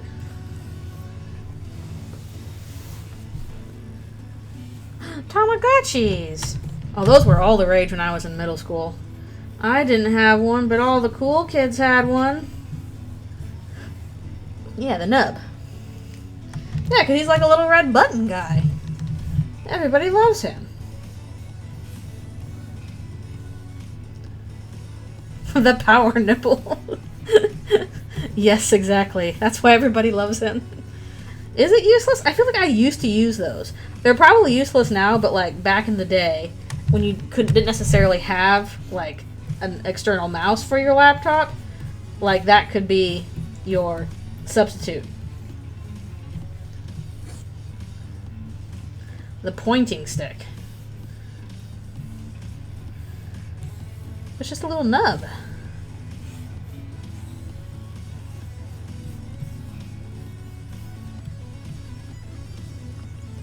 Yeah, they're kind of making a bit of a comeback. Like a few years ago, I had some like when we were working on My Little Pony. Newbert. I had like a couple coworkers, and they got Tamagotchis, and we're kind of tapping them and feeding them occasionally while they worked. Yeah, it's a really tiny joystick in the middle of your laptop keyboard. Or the rollerball from Mechanical Mice. Ugh, those are always kind of weird. You'd have to like take the mouse apart to clean out the ball because like all this gunk and dirt would get stuck inside. How would your Chris react to Frisk? Are we talking Canon Chris or Eldritchrune Chris? So I feel like now we have to separate them out. I think if it was Canon Chris, I think Chris would be kind of suspicious and wary around Chris, just because Chris in general seems to not be super fond of humans. They get, uncomfortable just by looking at them in the book, in the library. So I think they would be like, human child, don't want to touch it.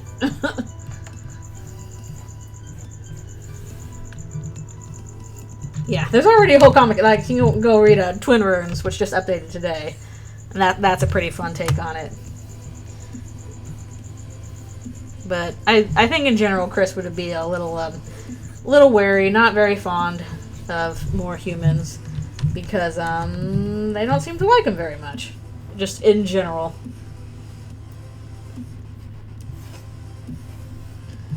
Which, Chris, why are you this way?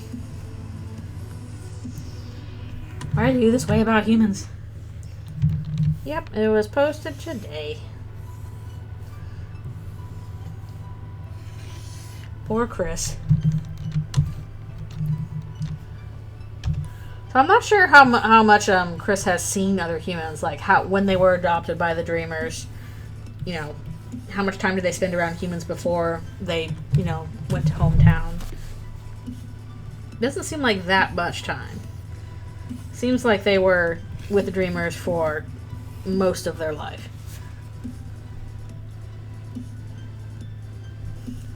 I don't think he made a pun. I think that we picked up it was Twin Runes. Tragic backstories all around. Heck, even if it's not a tragic backstory on Chris's part, I'm pretty sure there is some kind of tragedy involving deaths, because I feel like that's the best setup for it, is that, deaths disappeared, and basically, whether or not Chris is actually responsible, they feel responsible for it, and have acted as such. Chris, they, them, please, thank you. Alright, this is from Ask Frisk and Company, which I have not read in many years. Thank you.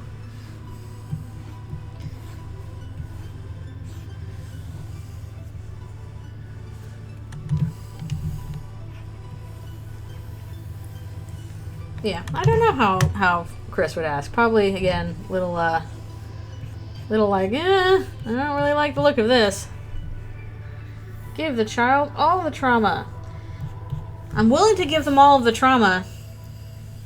Yeah, that's what I figured. Is it's a different language thing where you don't have neutral pronouns, which I'm sure makes it hard. They can have all the trauma just as long as they come out okay in the end. Please don't be too mean to the child. At least let them be good by the end. Yeah, the thing is, people have asked, like, oh, is Chris, Kara, or is Chris Frisk? And the thing of it is that I feel like the answer is that it's not that Chris is one or the other, it's that those two are Chris's roles split across two different people. Because, like, Chris came first, technically speaking, in Toby's mind. Like, Chris was the one that came first.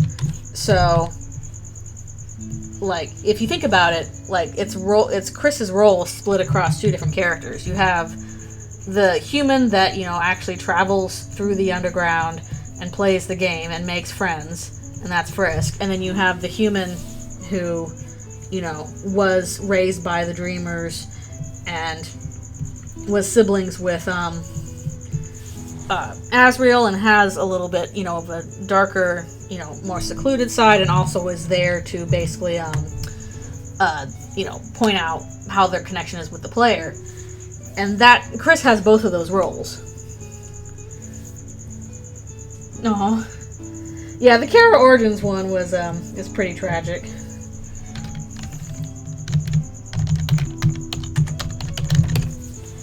Might be a little bit overdramatic. But I really wanted to do, like, with Kara and the thing, I wanted to do something kind of different. And usually people give Kara a tragic backstory, because obviously they really hated humanity, as Asriel said, so that makes a difference. But usually people, like, I guess do, you know, oh, they were, you know, abusive family and stuff, and that's all well and good. But what I found is, like, that kind of humanity hatred thing is not really something you just pick up from being abused. It's something you're taught. And also it's my feelings on certain aspects of certain religious things, but basically I felt like there had to be more to it than just, oh, you know, they were abused. Like, that's a given, but there are plenty of kids that, you know, go through horrific childhoods and they don't come out of it, you know, hating all of humanity. So it feels like there has to be something else going on there.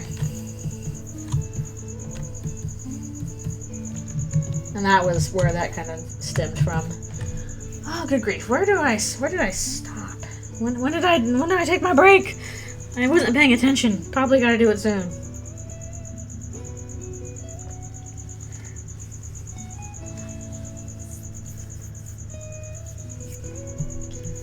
Yeah, we're not quite sure yet what the deal is in terms of, you know, what is Ralsei's relationship to Asriel. Because they have the anagram thing, and they look similar, but I'm not sure if he's supposed to look like Asriel, or if he's supposed to look like an idealized form of Asriel, or if he's supposed to look like if Chris was like a goat in the goat family, or the dreamer family, like their brother, and all that stuff. There are some questions there. I'm getting a little bit of Slay the Princess art in here, because that was asked for. We got the damsel. Let Ralsei be weird.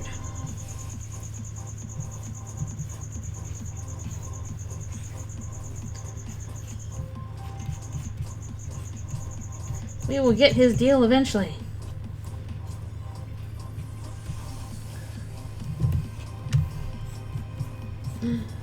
Oh, I just realized I was doing this on the wrong layer. Oh, no, I gotta sing the wrong layer. Also, her hands look really mannish there. I gotta tone those down a little bit. So the damsel, she's supposed to have dainty hands. All waifish and middle school drawings.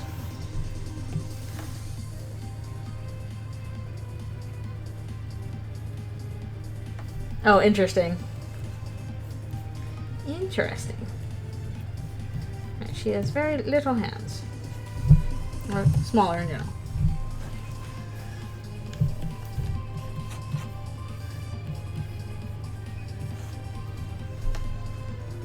Remember your paper trails, clean your room. I do have to actually clean my apartment this week, unfortunately. Blech. I was gonna do it, in time to slip out of the shackles, exactly. I do gotta clean my room, or my apartment, because I was gonna do it,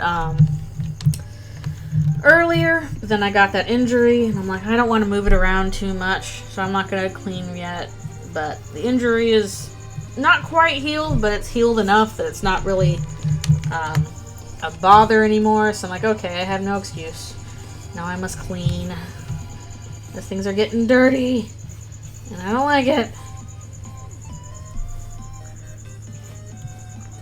Yeah, I ended up putting up, like, I gotta do a bunch of shopping too, but I was like, I don't want to go out, and I have this horrible, yucky wound on my shoulder. Ugh. But, it's mostly healed.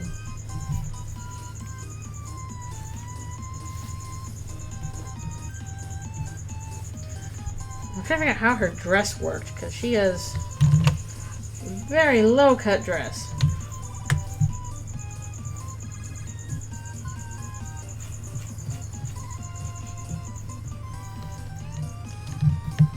Three points in my leg. Uh-oh. Also, it is a pain in the butt to do chains, but we're gonna try our best. At least until I gotta stop and, do stretches.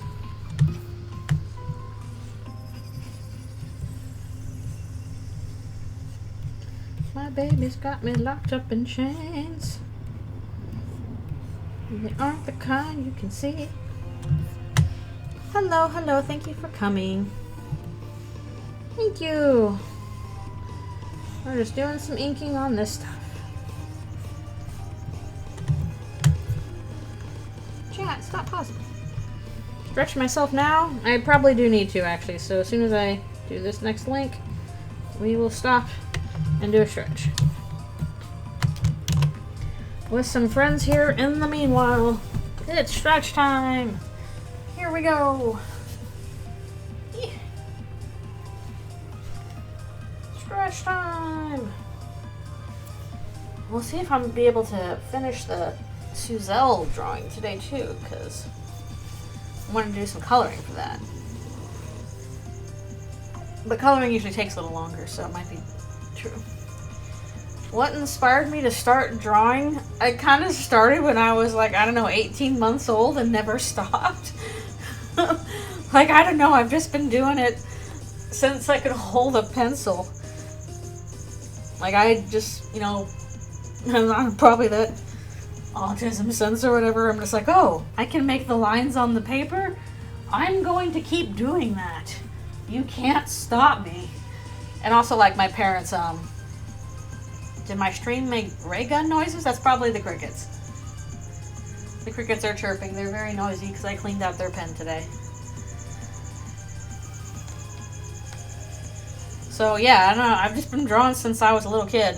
I was literally doing like Land Before Time fan art at age 5. I think that was the first ever fan art I did, was drawing Land Before Time characters. And otherwise, I did a bunch of original characters, which was a bunch of like dolphins and sharks and fish, and they went on adventures. And yeah, I was doing that since I was a little kid. And my parents were like, oh, that's great, we're going to encourage you to do it. So I did. Yeah, Land Before Time was a good movie. I didn't really watch the sequels, but when I was a kid, we watched the original over and over again. So that was, did fan art, because, you know, dinosaurs, kids love them a dinosaur. So that was good, even though it made me sad. I think I remember, like, we went to an art museum somewhere in Boston when I was like 5 or 6. And I just remember looking at this painting. And I told my mom or my dad, you know, Mom, Dad, I want to be an artist when I grow up. I want to do this. And they said, okay, honey. And then that got refined to working in animation, but otherwise stayed about the same. Alright, I'll be right back for one more stretch. Listen to the cricket's sonorous song.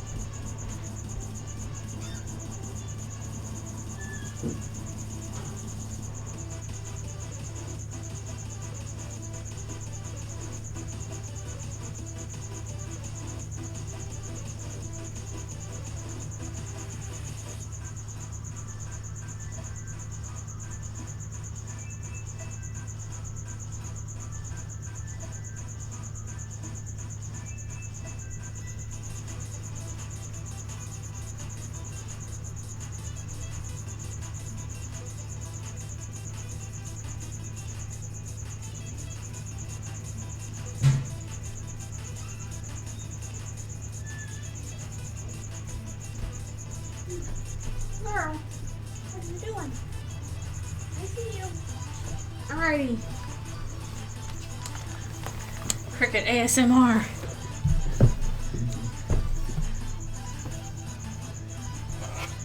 Crickets do have a musical inclination.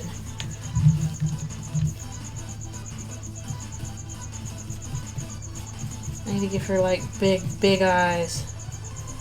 Big anime eyes.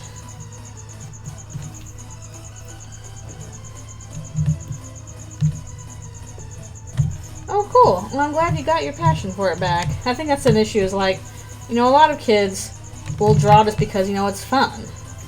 But if it gets, like, you know, if it's not encouraged or it gets kind of squashed out of them, then you need to get that inspiration again. So I'm very glad, at least, that my parents were like, yeah, it's great that you draw. We're going to encourage you to draw and give you lessons if you want. How was the pancake? Oh, she's her usual self. I tried to get her to poop today and she did not want to go. So I was like, girl, why don't you ever go when you're supposed to? But oh well. Try again tomorrow. And also she got a banana bite yesterday and that was her favorite treat. She loves bananas. She loves them so much that she will try and bite me because I'm like, oh, you got a banana. And then my fingers smell like bananas. So she's like, do you still have bananas? Chomp! I'm like, no. You ate the one bite I'm giving you. And she's like, but I want more banana. I'm like, no, you can only have one bite. That's too much sugar for you. And she's like, no.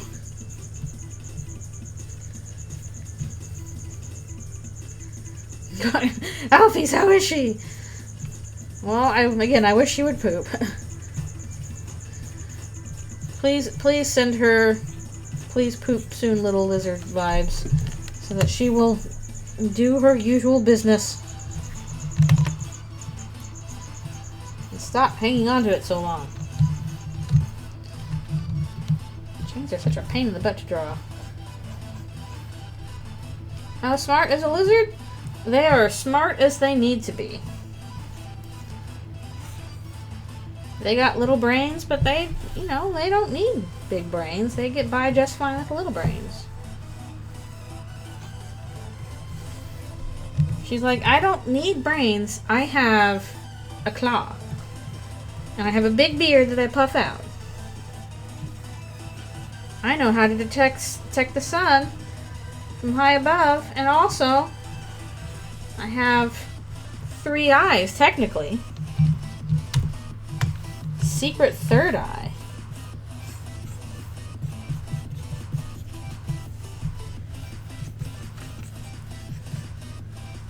But otherwise, man, they don't need much. They just give me a bug to chew on. Give me a sunny spot to lay in.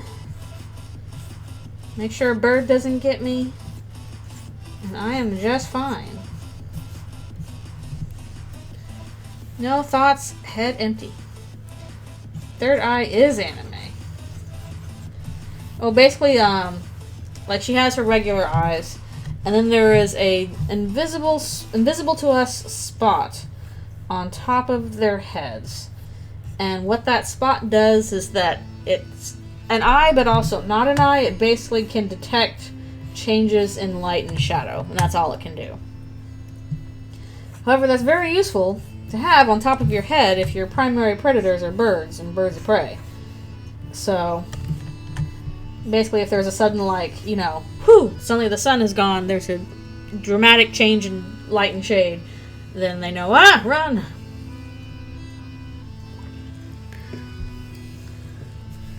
So that's what that does. Also, I'm pretty sure they can see ultraviolet. I'm pretty sure they have 4 cones, which is pretty cool.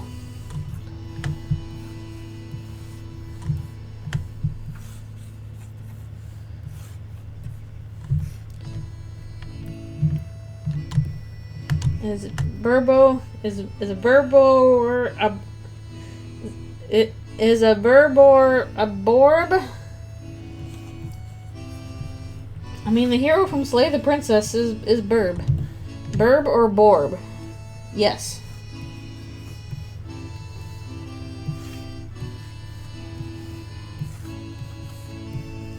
How? Borb. Burb. You know. Because Burb.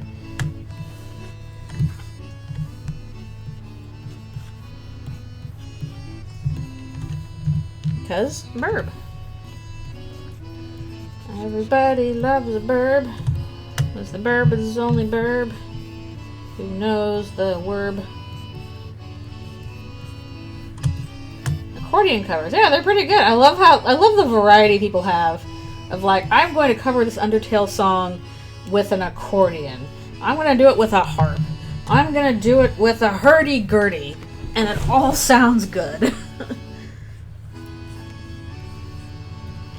It's so nice we get this wide range of music for a weird little indie game.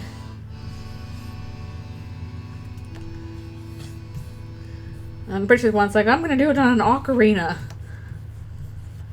I'm going to do it on a drum kit. You can have covers however you like.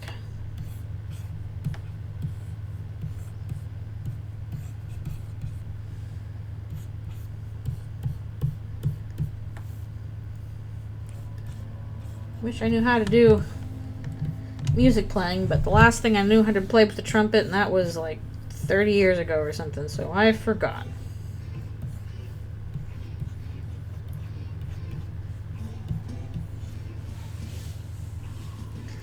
Indeed. Definitely altered mine.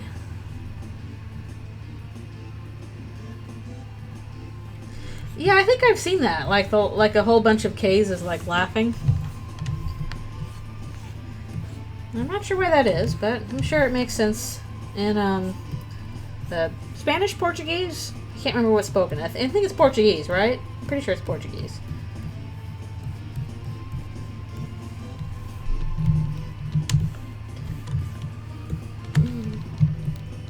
They're smitten. Voice of the Smittens. Doing all the work now. I gotta have the hero feel like in shadow.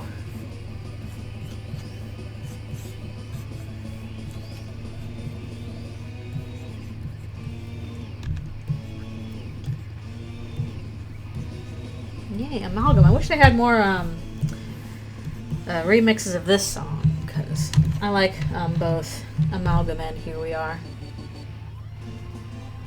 Yeah, probably shouldn't do that. Either do like the 2Ks or add on multiple Ks, because otherwise an American audience is going to get confused. Please, just for a laugh, add on an extra K there.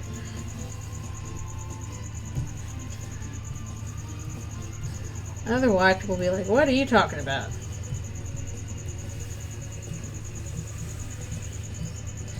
Crickets are like, this is what we're talking about. We're yelling. Hey, ladies. Hey, ladies. We're the crickets.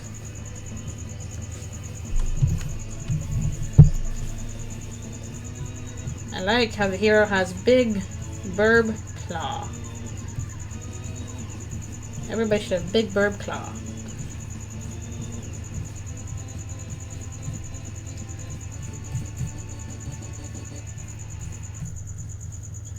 Large talons, exactly. We'll do. Oh, right, we did this on separate layer.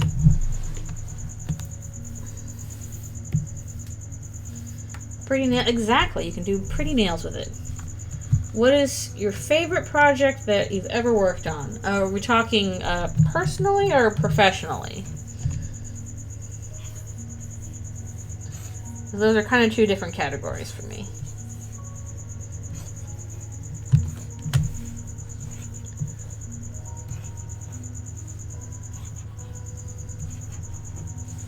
Either.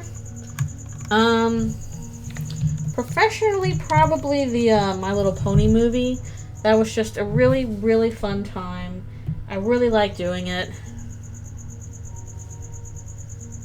Do I like breakcore? I mean, I'm open to new Undertale Deltarune remixes. I have a giant playlist,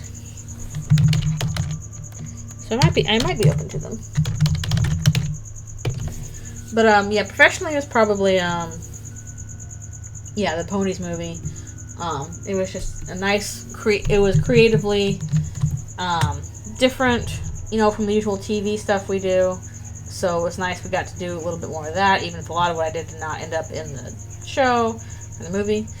Yes, I worked on the movie. I was a board artist. I was hired on as a revisionist, and I'm listed as a revisionist in the credits, but I wasn't really doing revisions after a month. I was just doing straight up boarding.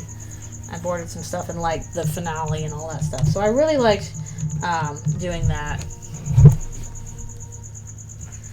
And yeah, that was my favorite professional thing. I'd like to work on a film again. Film was like, it's a bit more loose and less structured. than TV is. Do I listen to metal? Not regularly. But I was introduced to like a little bit of metal from a friend, and I picked up some bands from that I liked. Like, I think this is less, hardcore metal and more like symphonic metal. But I liked Sonata Arctica. I've listened to them quite a bit. Not their new stuff recently, but I really liked their some of their older records. So I'd probably open to some new ones too. I really like Sonata Arctica, and Nightwish, probably like some Nightwish songs too. So not very much, but a little bit. Another, friend was like, "Oh, I love this band," and I was like, "Oh, I like this band too." So that is the extent of my metal knowledge.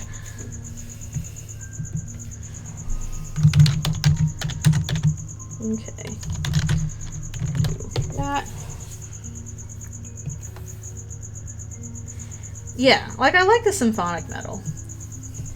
Like the more hard screamy stuff, maybe not as much, depending on. But yeah, I like the symphonic metal. I found to be pretty fun.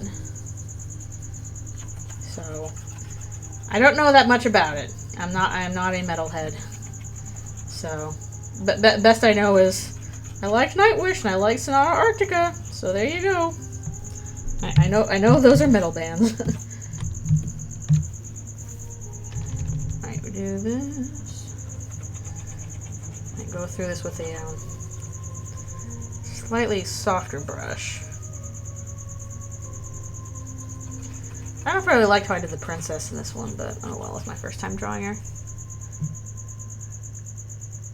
I can kind of see that. It's got like a heavy beat kind of thing. It's kind of thing of like instead of like metal, I probably like more like techno kind of stuff. Something with like a really steady like poppy beat will help me stay super focused, kind of like zone out sort of thing.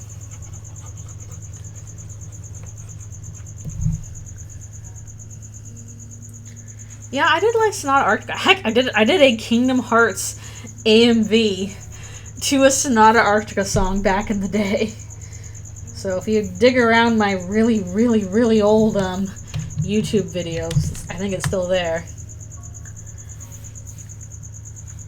Which is a little embarrassing, but I don't know, there's probably worse things to be embarrassed about.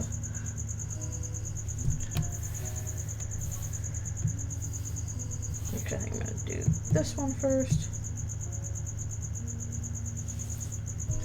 And then we'll do the other stuff. Actually, no, I need to do some pink hearts in between there. Pink hearts. I like that kind of red hearts. Oh, no, more of this.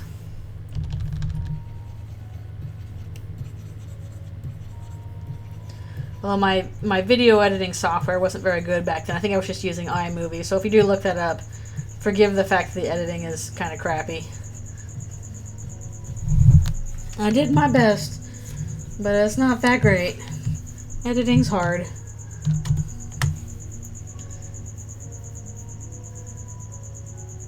Well, I wouldn't say that's too bad either.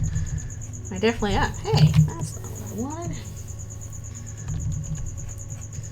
I tried to learn some Game Maker stuff. I wish I could absorb the stuff better. I was doing a Game Maker tutorial.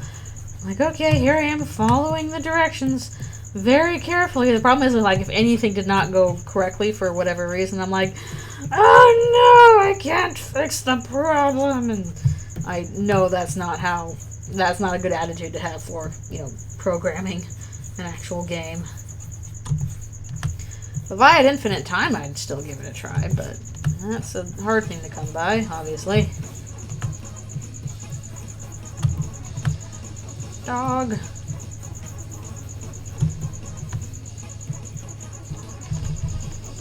But at least, like, I could follow the Game Maker tutorials okay, like in terms of, like, hey, you're using this language for, the code and stuff. I was like, okay, I think I can understand this. Which is better than I did, during my actual classes where it's like, we're going to teach you Mel and Python. And I'm like, okay. And it all went in one ear and out the other. Kind of sucked.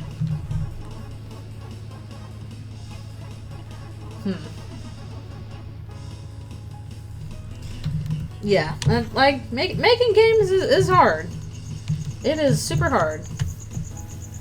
I wish I could code, but I don't have the patience for it. Like even when I was trying to learn this stuff in school, any kind of aspect that required like, you know, just kind of trial and erroring your way through a problem, like, you know, simulate cloth or hair sims, textures, coding, lighting, like all that kind of stuff where it's like, oh, it's not going to work? All right, then you have to go in and tweak things until it does work. Like, that bothered me. I didn't have the patience for it. I'm like, no, I want to know exactly how to fix it. I need to know exactly how to fix it.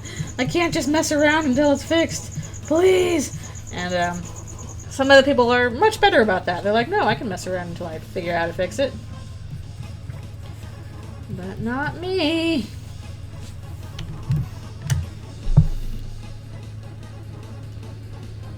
That's kind of a neat idea. Open world top-down racing game.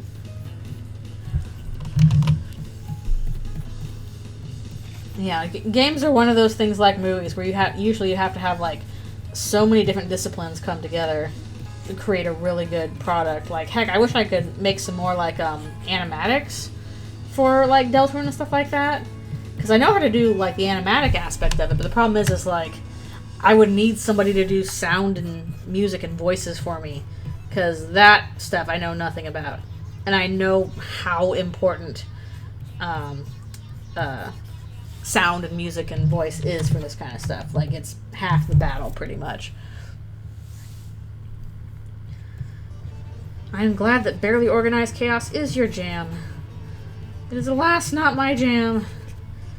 It is my peanut butter, I don't know. Flowing, but in Deltarune. Yeah, I just need no more voice actors and musicians, and I could do more animatics.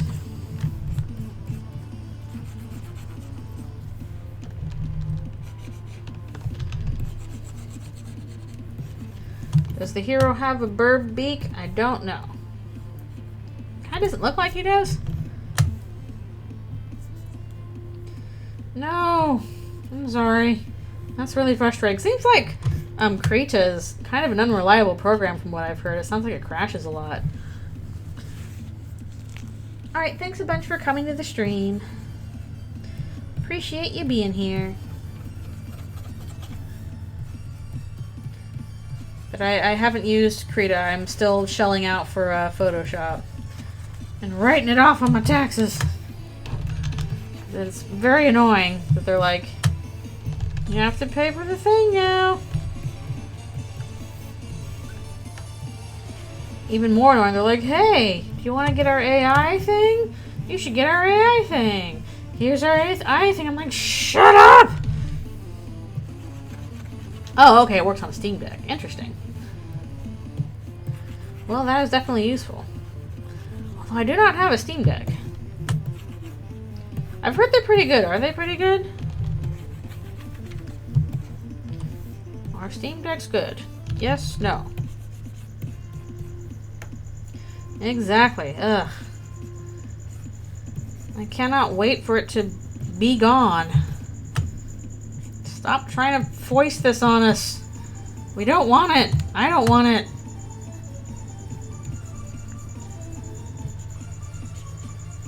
But it might not have the longevity that people say so. Oh yeah, that sounds about right with Windows Movie Maker. That was the same thing with iMovie too. Oh, full-time desktop? Wow, that's pretty, that's a lot. Goodness gracious. Yeah, I work off of a desktop computer. I have not really ever had a laptop. Like, if I need something portable, then I'll just, you know, use my iPad. But, my vast majority of my work I'm just doing sitting at my desk. I don't usually need portable stuff. I want, like, a big workhorse machine.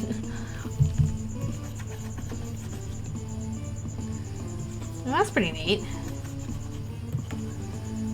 That is a neato thing. Coloring around the hero's big talons.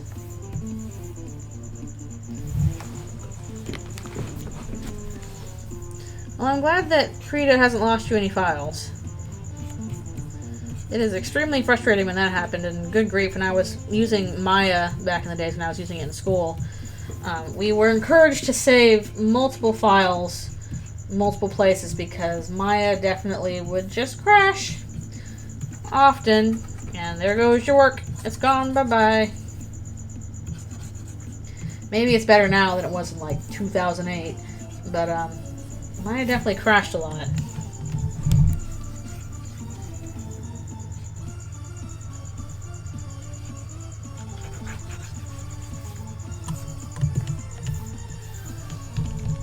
Especially if you're using it in conjunction with some other stuff, like there was a UV unfolding program we used in conjunction with it, plus a little bit of Blender. I'm hoping I need to like upgrade my, if I haven't already, upgrade my resume, because it's like, oh, I know how to use Maya. Not anymore, really. I've forgotten. The best I can usually do is like, okay, I can move the camera in Blender and make some cubes and push the cubes around, but actual modeling is haven't done much of that recently. So I'm always so impressed people can make really good stuff in Blender.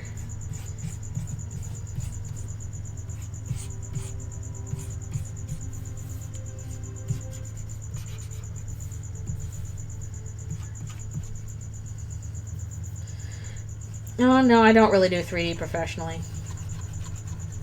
Not really, no. I learned how to do it in school ages ago. And when I was learning how to do it, I could do a lot of stuff better. Like, I could do some halfway decent modeling and stuff like that. But I wasn't super good at it.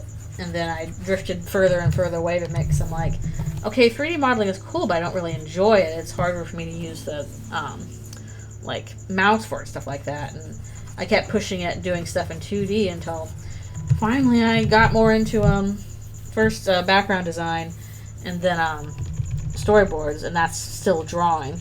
So that is a good thing, because I like drawing. I like the tactile feel of, you know, pen on paper kind of stuff. Or pen on screen, rather. Also probably a little better for my wrist than moving the mouse around, honestly. So yeah, like if I tried and trained again, I could probably get back up to speed a little bit. But even then, I'd probably just do a little bit of modeling. I was always kind of struggle with texturing, making textures look nice.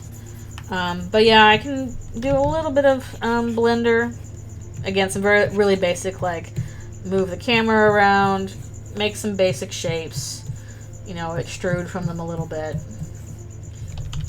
So that's nice at least, but nothing fancy. Draw an idea for a chapter 3 secret box. What would you draw? I don't know. That is a really tough one.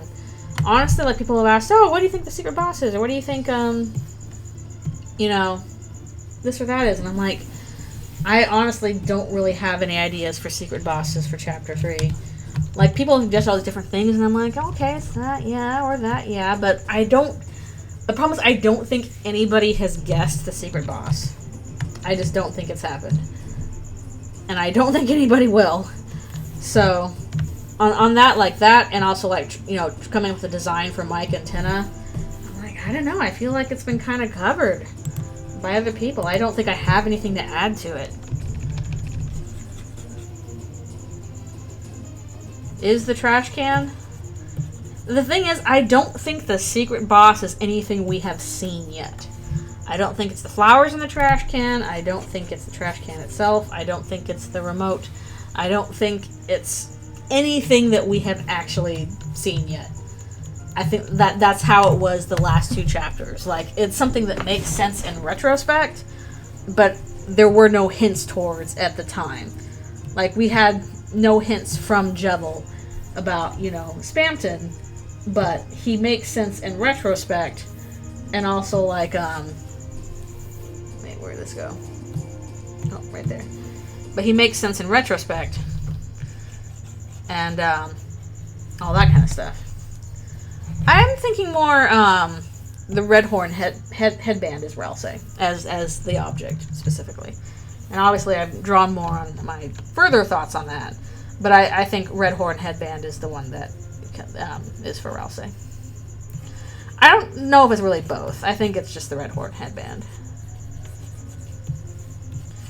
Maybe we'll get something with the green crown, but like I don't even think that Chapter 3 is going to go into the rest of the Dreamer house. I think we're just going to stay focused on the TV. If for no other reason than, like, if we're going to recruit the Darkners from the Dreamer house, it makes sense for Chris just to take the TV. Like, Toriel would be okay with that happening. She's probably like, oh, screw the... Yeah, the green room is Chris's room. But also, a green room, if you don't know, is a term used in entertainment and television specifically for the room where, like, the talent hangs out before the show starts. So that still ties it to the TV.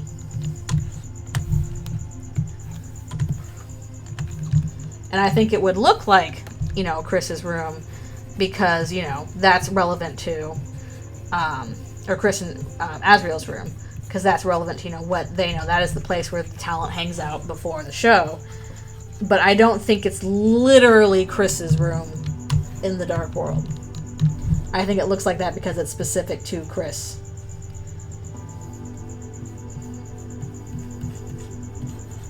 Because I think basically, like, if we're going to recruit Darkners from here to bring to Castletown, then we need to bring the objects involved. And I don't think Chris is going to take anything from the house but the TV.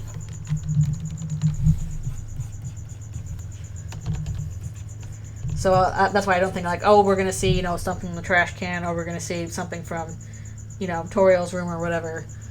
Like, if stuff is referenced, it's still just going to be, you know, relevant to what's on the TV.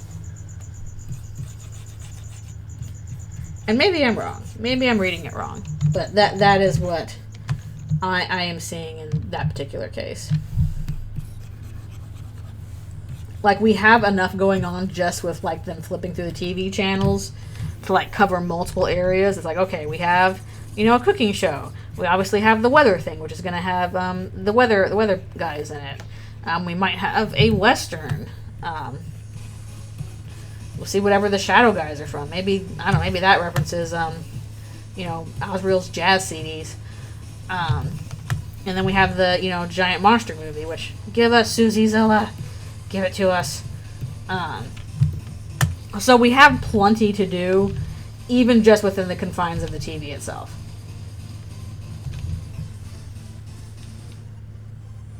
Yeah, that is also the thing. Is like what stood out to me was like Toby saying, "Hey, this is not really a plot-heavy chapter. This is, you know, chapter where it's mostly for having fun and trying weird stuff." Susie Zilla. And that's honestly, like, kind of evidence against Chris Knight for me.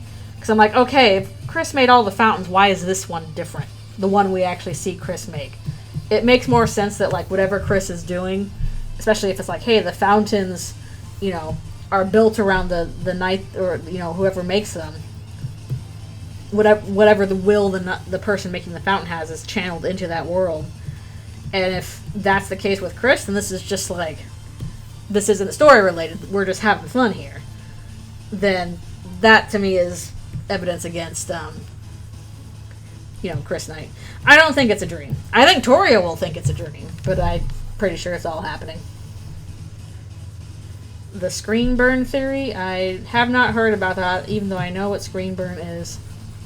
I used to deal with that with my Macs and stuff like that. Do we have all the stuff here? I think so. Might be time to do a little stretch again, if I recall correctly, and then we'll tackle the Suzelle thing I had. I think this is everything on these. General Deltarune. Color finishes. We had some Suzelle coming up Suzelle kiss. Here we go.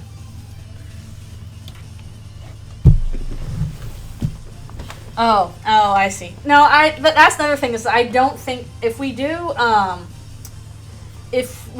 another weird route in like Caddy freeze computer.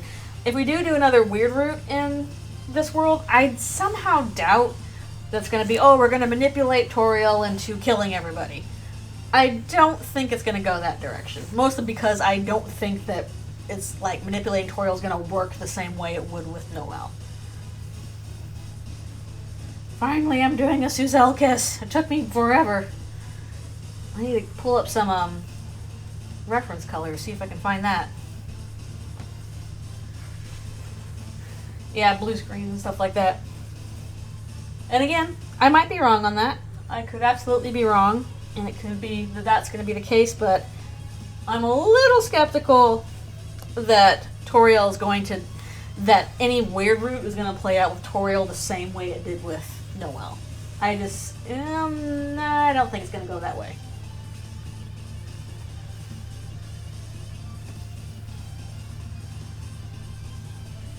Like it might be something weird and different, but I don't think it's going to be like, and then we tricked Toriel into murdering everybody, and it was horrible. And I definitely don't think she's going to kill Undyne or anything like that.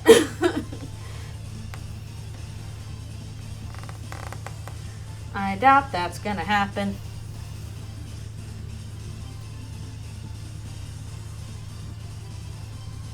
I feel like the whole thing with, Snowgrave and Birdley and all that has significance around Noelle more specifically than just the idea of breaking the game, because Noelle is all about breaking them games. So again, if something goes down with Toriel, I don't think it will be in the same way it did with Noelle.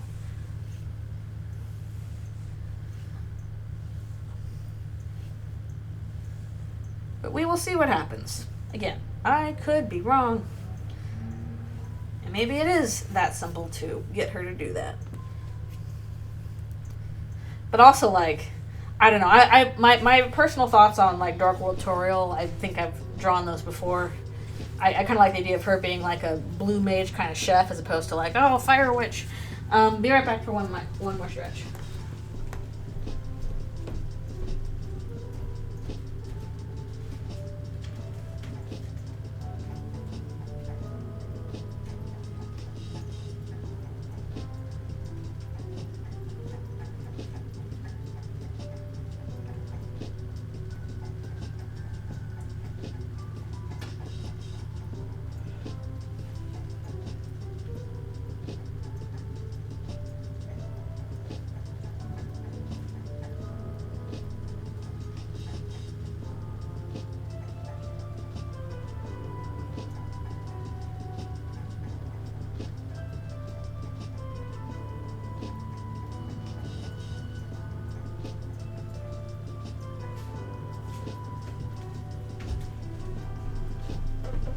I'm coming back.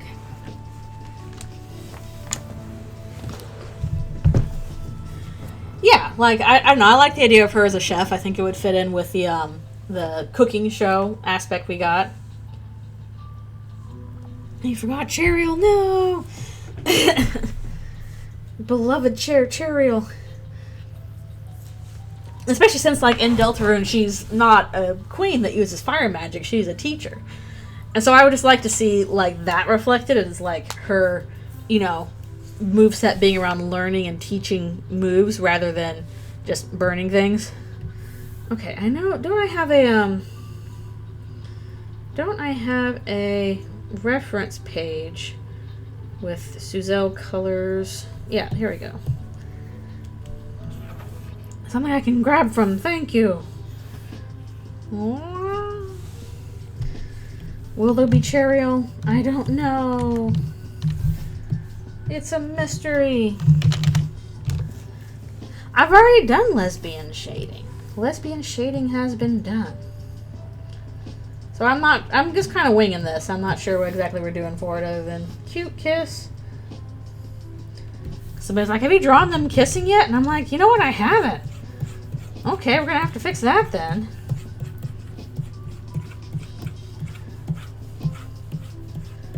We can do some reds and pinks and stuff like that.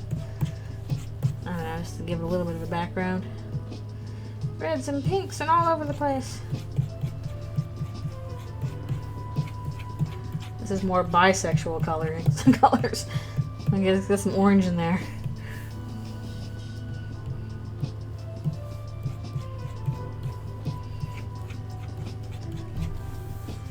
Whatever's going on. I'm gonna put a purple under here or something. Will that work?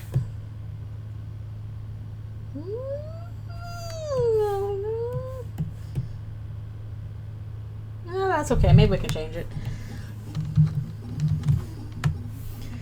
I'll figure it out.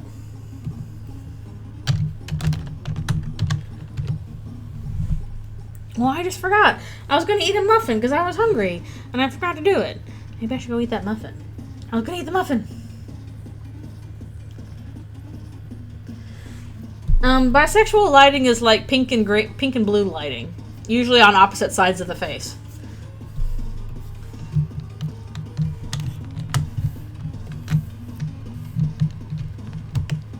I'm gonna make you larger. Larger.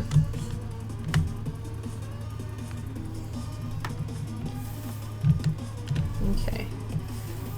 Wait, what happened here? Ah! Not what I wanted.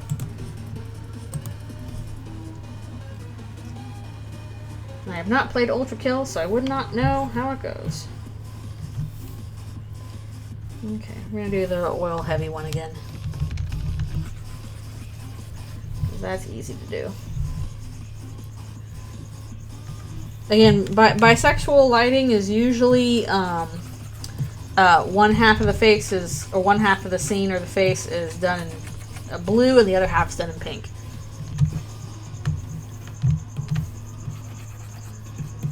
So just throwing blue and pink together kind of got that impression.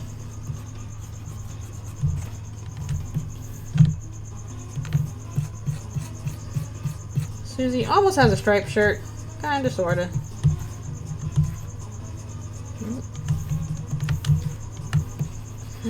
Kissies!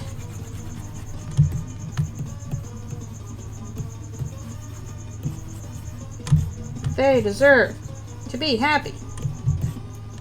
I'll have to do her, another thing. Actually, I kinda wonder if I can't, huh. You know what I'm gonna do? I'm gonna screen grab from the background here.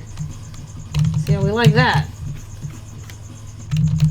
Maybe I should do it on a separate layer, actually. Yeah, I should do it on a separate layer. No. Yes. I don't know. I'm gonna do it on the same layer and see what happens. Live dangerously.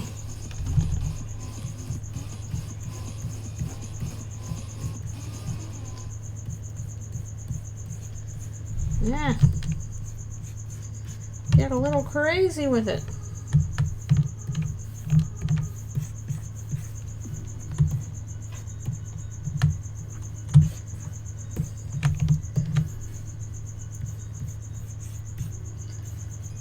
What am I doing? I don't even know. We're just running with it, letting it fly.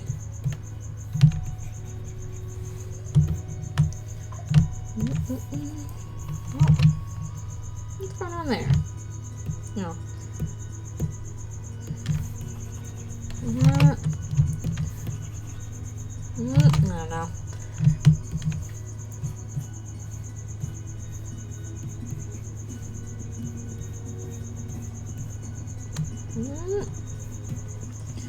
I am playing this by ear quite a bit.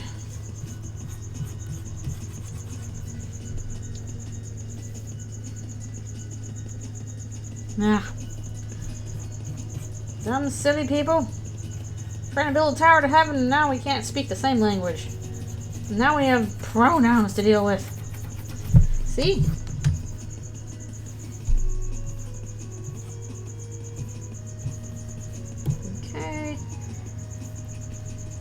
feel like there was more hair on that side, but I can't remember.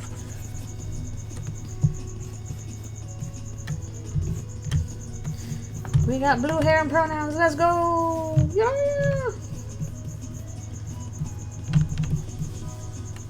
One time I did have blue hair, so I was halfway there.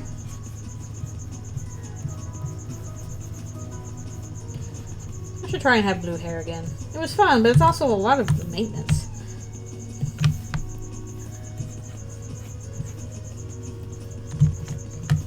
I liked having blue hair, but yeah, it's like, I didn't like the part where I have to, like, you know, put color back into it all the time because the color would keep fading.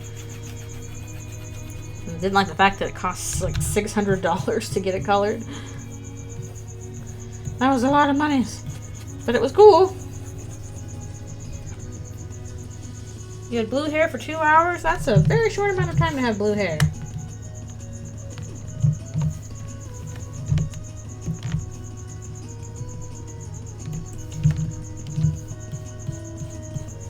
Oh dear. Well, thank you so much for coming to the stream. Appreciate you being here.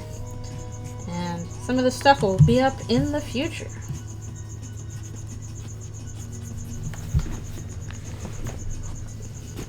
Oh yeah, DIY would probably do it, but I wanted like a certain kind of color blue hair. I know I need to get it bleached beforehand as well. And also, here's in Mario's voice, okay. And also, like I wanted like a mix of like blue and green and like kind of a blue aquamarine fade sort of thing to it. And I don't think I was going to do that good on my first try. I think it would have looked pretty bad. But instead, I paid a lot of money for it and it looked very good. And I was happy with it.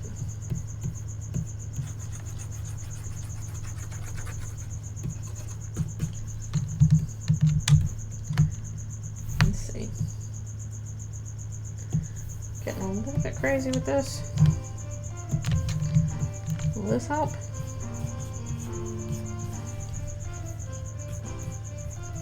Man, no, I'm hungry. I should have eaten that muffin. I might screw it away really quick, even though it's not my break to eat that muffin, because I'm hungry.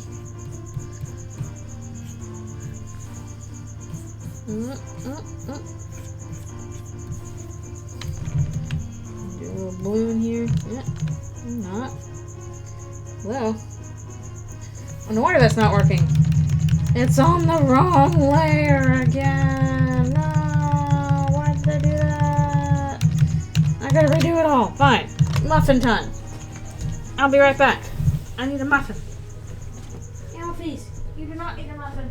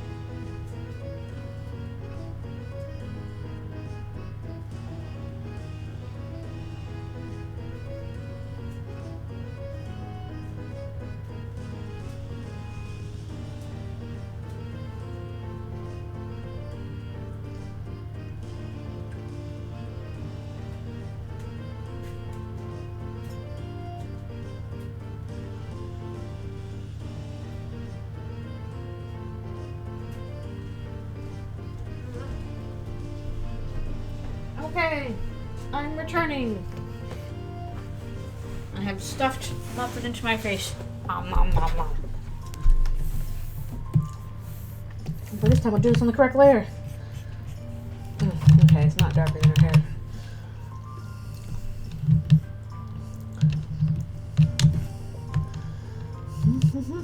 Maybe we can still do like a little pink highlight sort of thing.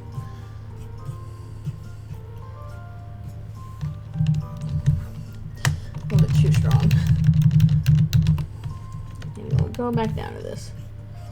There we go. Just using background colors all over the place here. Let's see. I'm just doing the basic stuff here. I'm sure I'll probably go back over this a couple times again.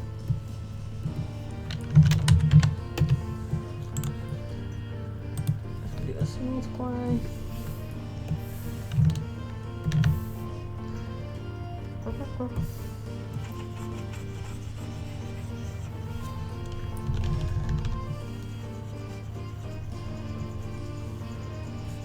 I need more patience for this kind of stuff.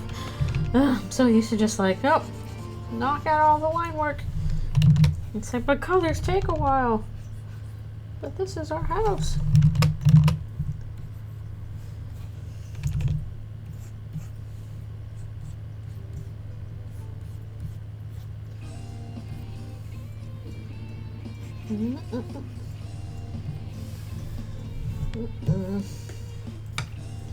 I'm going to do like a little overlay stuff on here too. Or something. I don't know. I am really winging it with colors here.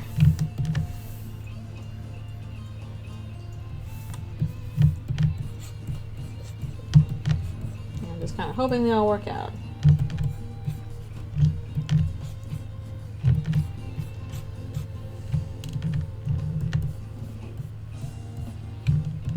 That's probably not the way I should be approaching it.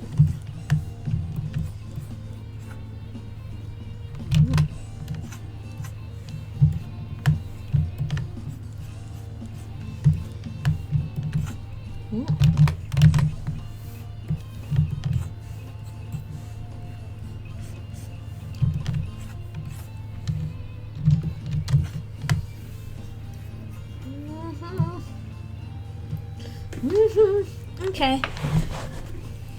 Thanks a bunch. Thanks so much for coming to the stream. Appreciate you being here. Oh. And I appreciate this water. Alright, let's, I guess we'll work on Noelle a little bit here.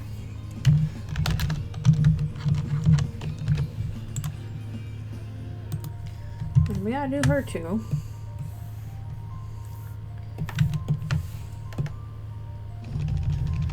Yeah, I hope the rest of your day goes well.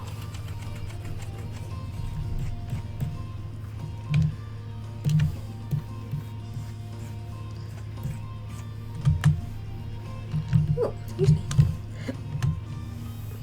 We gotta do her silly little Christmas sweater.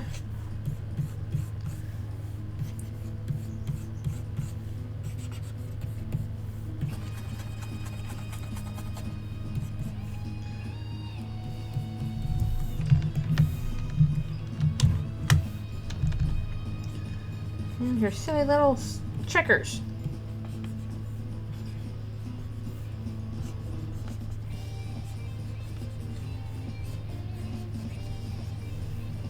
All that. Susie's claws are over here.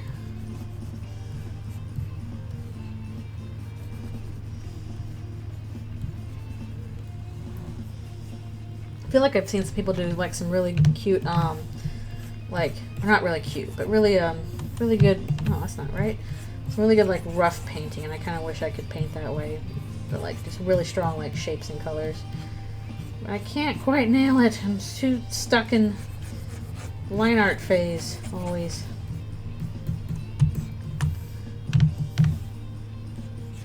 Gosh dang, line art phase, can't escape it.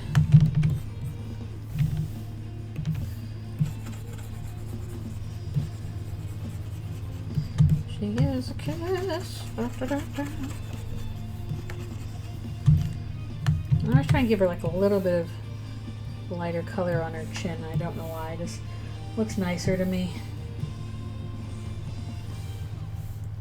I just prefer it. Okay. No, I don't want the soft oil. I want the hard one.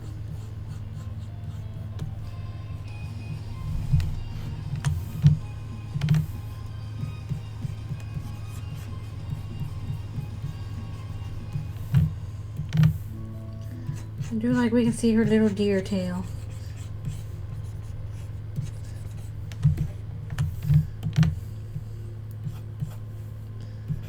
Okay. And then her hair.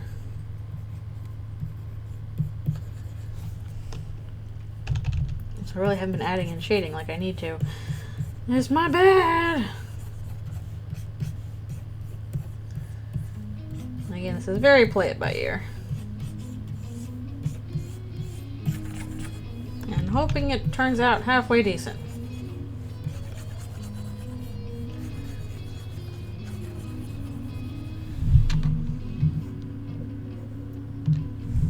I feel like I'm missing something. I don't know.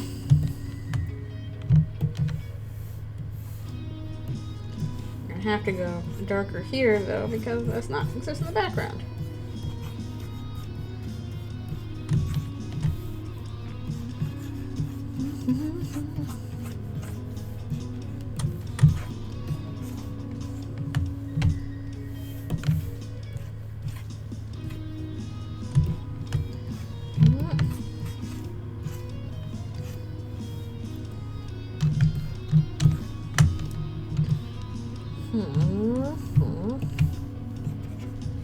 Too dark.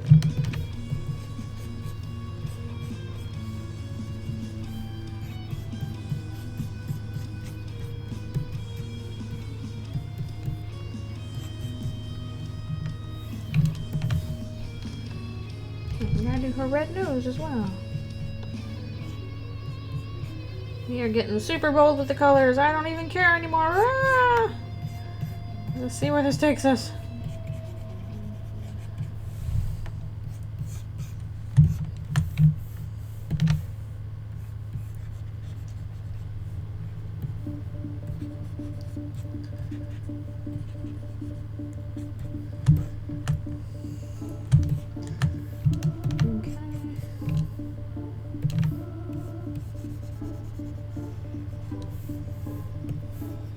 I feel like her ear should also be a lighter color than we see available.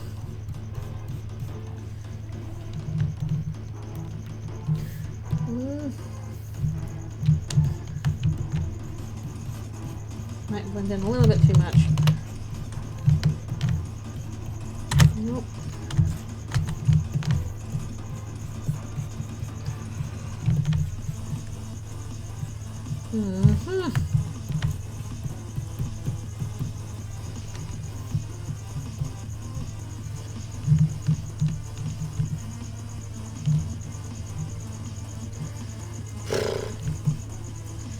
I don't know if I like this.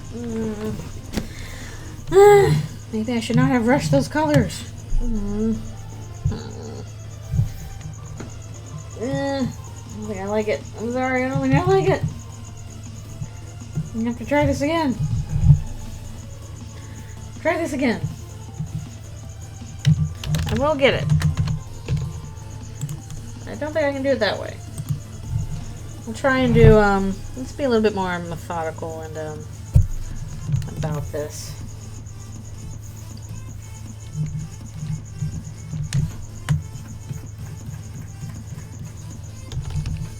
Try and, get this down a little bit better.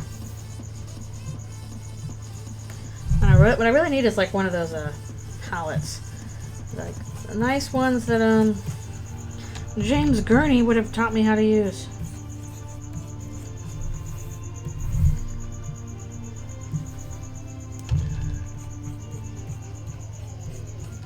I guess we use a softer brush this time, as opposed to the harder one.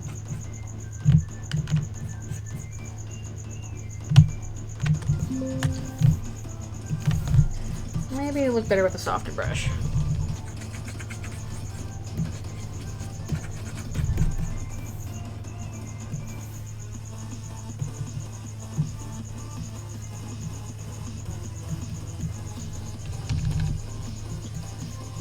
color picking instead of like grabbing from the background like I was doing.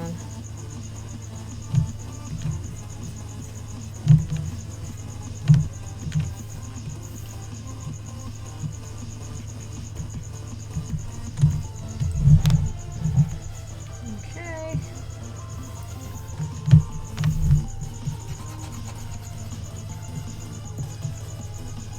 I'm still going a little speedy, but not quite as speedy.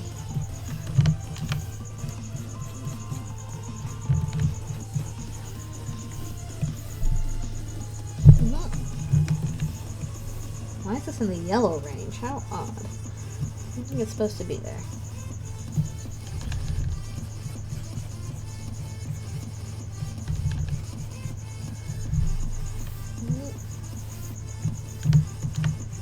Hey, nope. No wrong layering for me. You cut that out.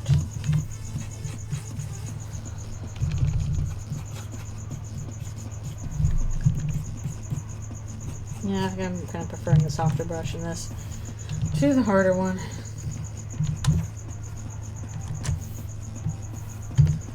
Oh, no, that'll be okay.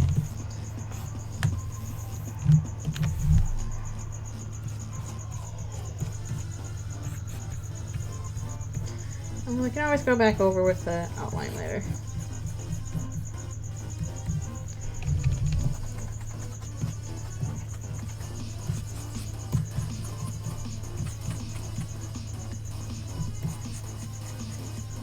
I will get it one way or another.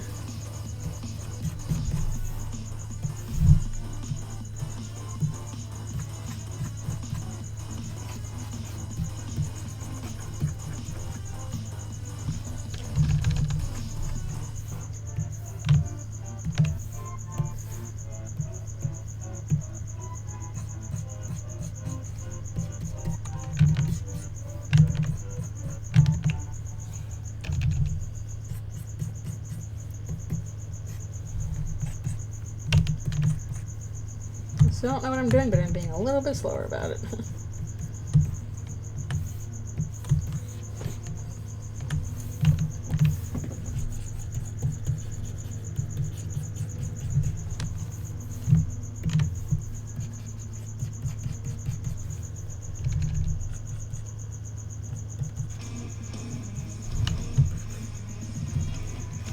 Okay. Also, sorry if I'm being quiet, or at least a lot quieter than the crickets are. The reason why I usually do something like a line work on stream is because that is like the relaxing one for me. That's the one where I'm like, ah yes, I can just kick back and do my thing. And usually roughs and also definitely cleans. Not cleans, coloring usually requires more thought from me. More thinky things.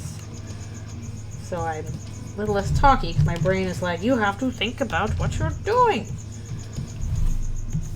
And I'm pretty sure that changes for every artist too. Depends on what they're doing. They're like, oh yeah, this is the easy part for me.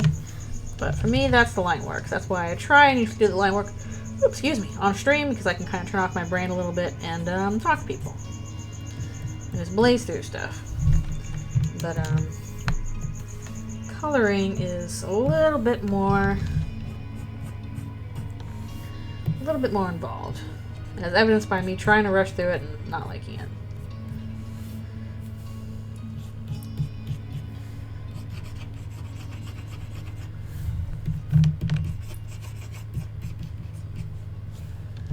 This is a slight improvement.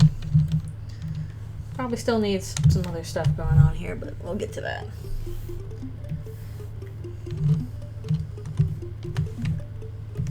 Let's see if we can't do a little bit of stuff here, perhaps.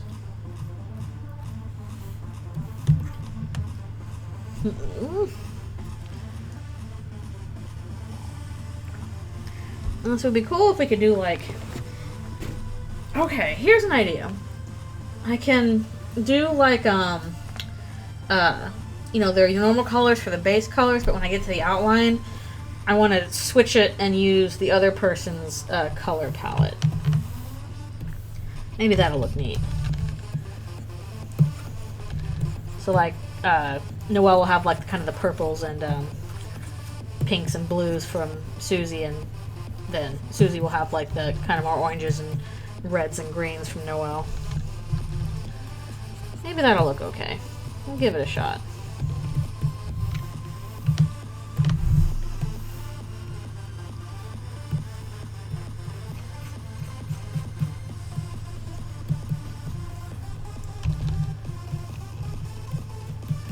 I don't know if it'll look super great, but we'll try it.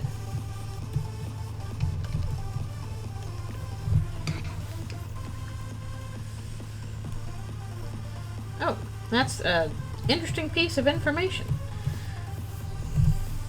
I think that whatever Gaster is doing, he is serving his own needs. Maybe that is to help the player, maybe it's not. But it's at least serving his own needs. Well, we don't know if D.OGG exists yet. We're just kind of assuming that that might happen because we have... oh wait, no, we have WG. We don't know if G.OGG exists yet. Because we have W and D. When does D play again? I can't remember. I know we have W and D so far. But when does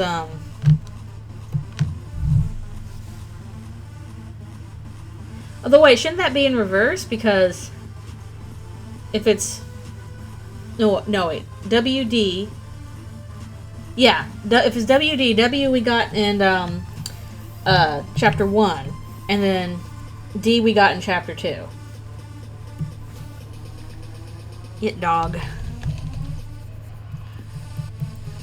But yeah, I don't remember when W.OGG plays.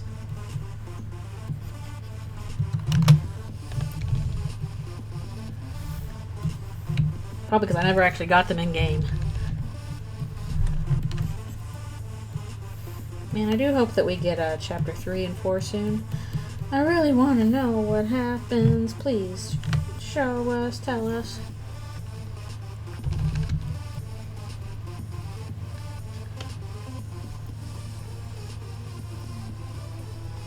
Get dog. Wait, does that play with the dog? Yeah, I'm guessing it'll probably be in the fall. That sounds about right.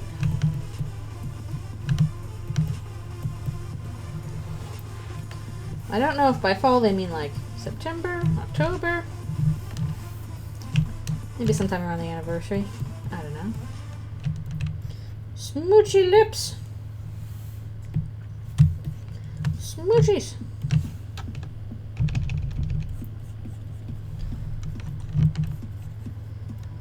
I wonder what the new area music will be like. I always like how, you know, we get to Field of Hopes and Dreams. And it's just like, it's such a great starting area music. And same thing with Cyber's World. It's like, such a great starting music. I wonder what we'll get for that this time.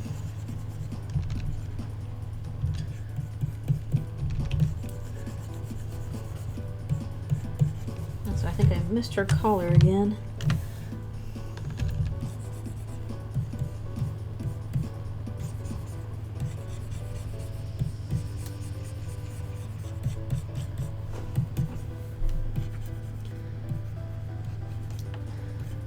Yeah, the area starting music is always very good.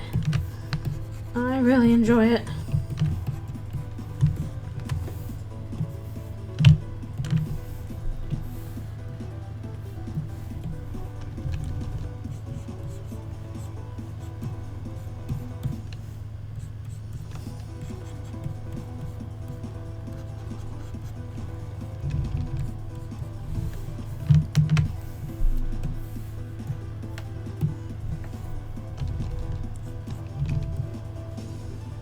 It dog.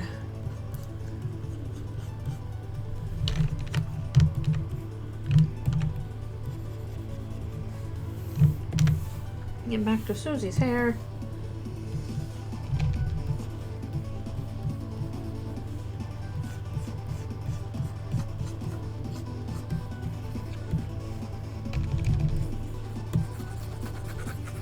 Susie's wild and crazy hair.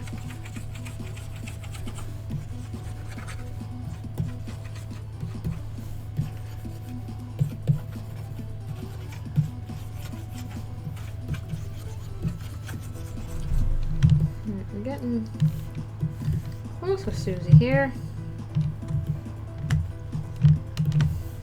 Let's see.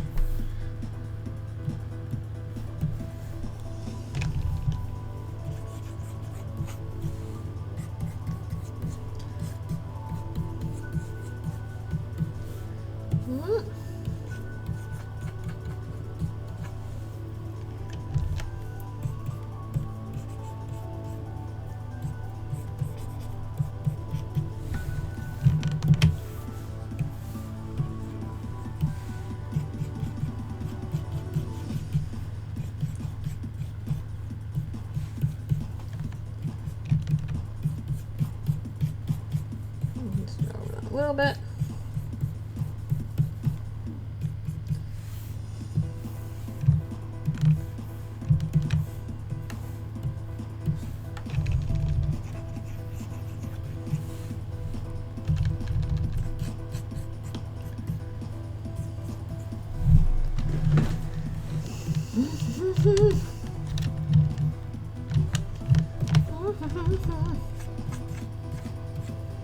When we do lines on this later, we're gonna do a little weird switchy-woo and see how that works. For now, a little bit more of that.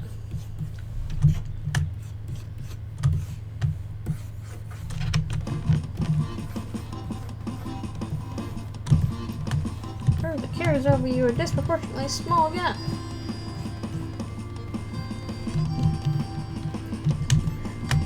Okay. Actually, I don't know if I like that patch up there. Check it out a little bit. Into something else.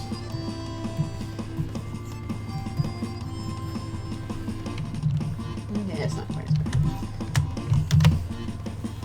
bad. Okay. Now let's see what we can do. Wait, didn't I save? Oh, I did. We can do with Noel.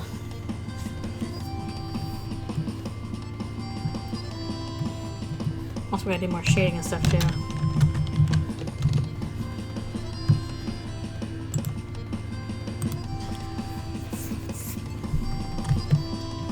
Okay. Let's see, can I finish this in the next half hour? Probably. I'll blaze forward for it. Even though it is too late for that, because 420 was yesterday. Somebody asked me to do the doobie meme with Rousey, but I'm like, I'm sorry, I've never really found that meme very funny. No. I'm a square. It's true.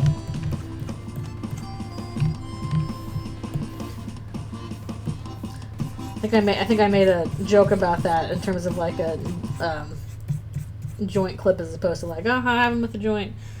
Funny weed. Funny weed word.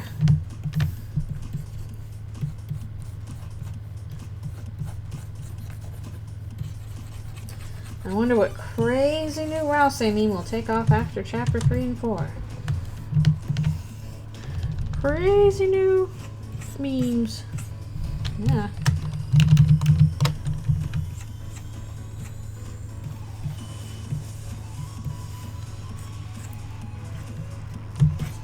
Oh, it'll be Rousey as Krampus. I don't know. Something or other weird.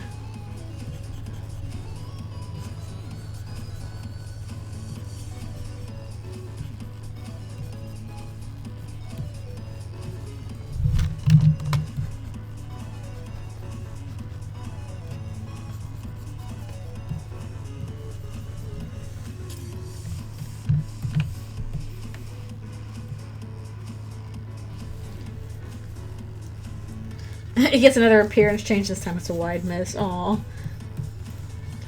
How would his appearance change? He's already got the hat off.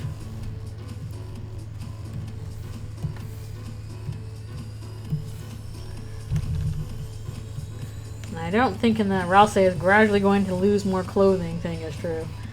Because that's just silly. That is a silly billy.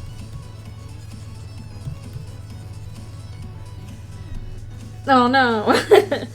Chris, do you like my new outfit? And the options are no, no. And he's like, oh, okay. Sorry, I'll do better next time. No, that'd be really sad, actually. No. And yet, I thought the player would like this outfit change. They didn't like it.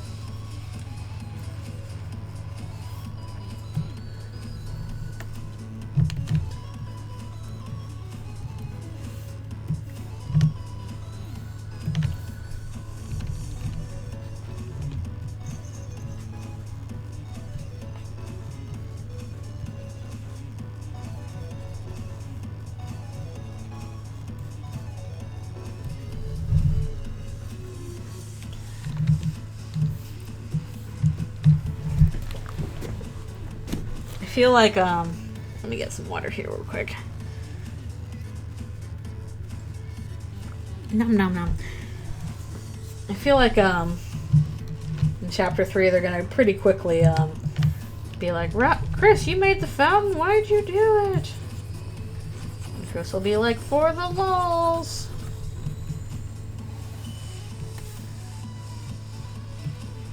Susie's like, hell yeah, for the lulz. Elsie's like, these are very serious lulz, you guys. They're very serious.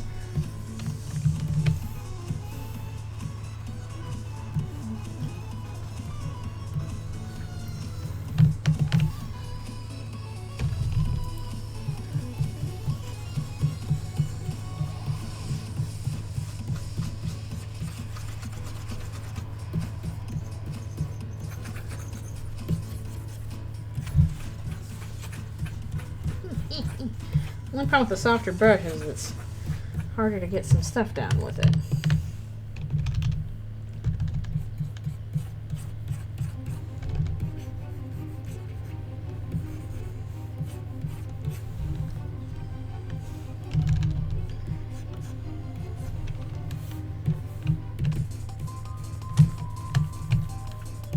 But we will make do.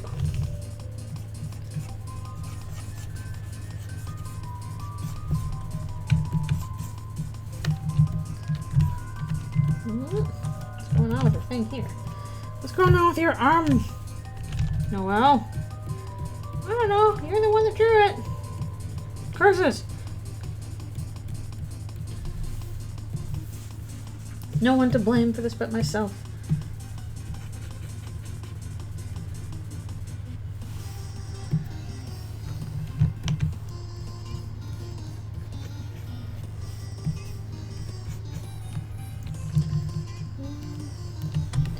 Get her little tail.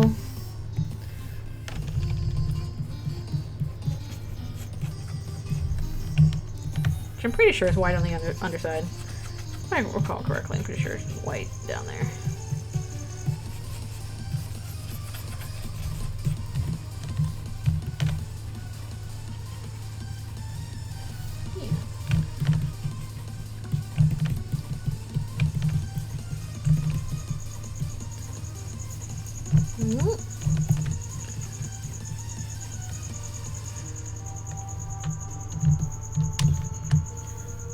Somehow her tail ended up very fluffy there. Extremely fluffy!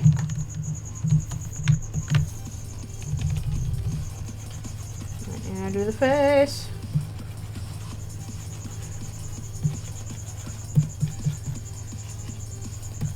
And her little ear over here.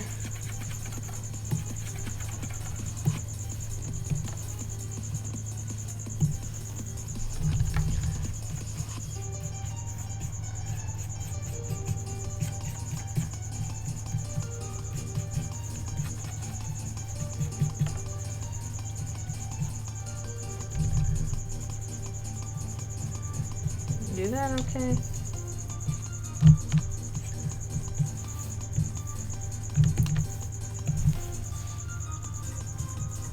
Crickets, you are being so noisy right now. So very noisy.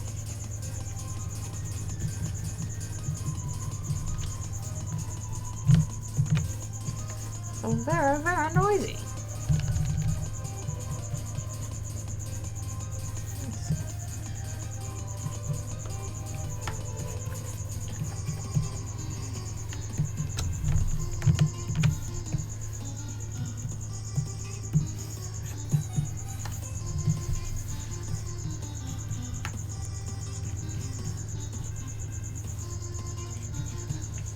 You gotta have her bright red nose.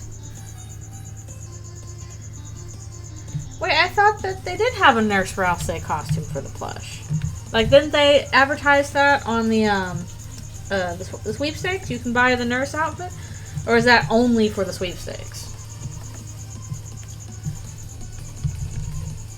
And they just have the butler outfit. Because I know they had the nurse outfit for the sweepstakes.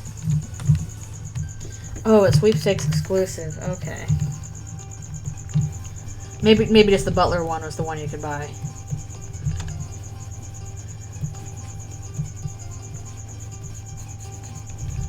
Look at this disgusting creature. They'll sell you medical supplies.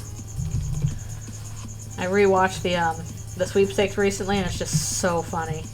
It was such a weird good time. Okay, you can get the butler one. I still need a Rousey plushie. I do not have any Rousey plushies. Problem is, it's like what I really want is a Susie plushie, and we know that those aren't going to be made, which is sad. Yeah, scary prices. There's some Suzelle smooching happening. Yes, that is what the last thing I'm going to be doing here, trying to finish this.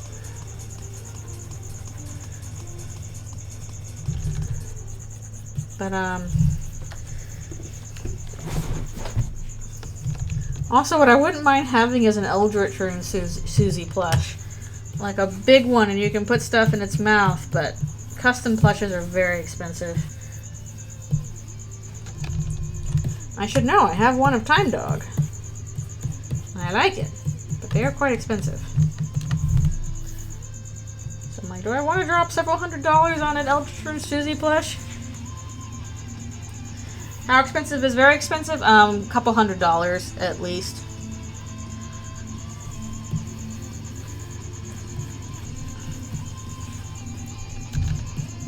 Like, I think the smaller Time Dog plush I got was like $275. But like if I got a Eldritchrune Susie plush, I kind of like want a larger one, a big one. Yeah, I'm sure there's a few fan-made plushes, because Toby said, hey, you can make fan-made stuff, but I'm not making it officially.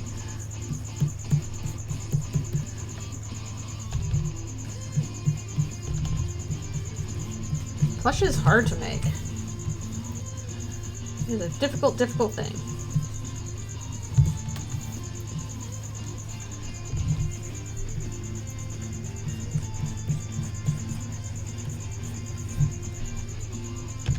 Yeah, it sounds pretty cool.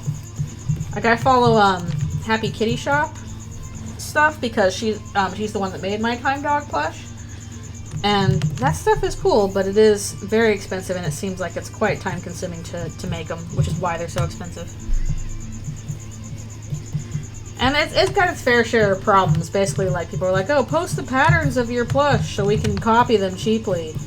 You know, have some, you know, cheapo manufacturing plant, whatever, in Thailand or whatever, just start pumping these things out for cheap because they have the equipment to do it. It's like, dude, that's not your plush.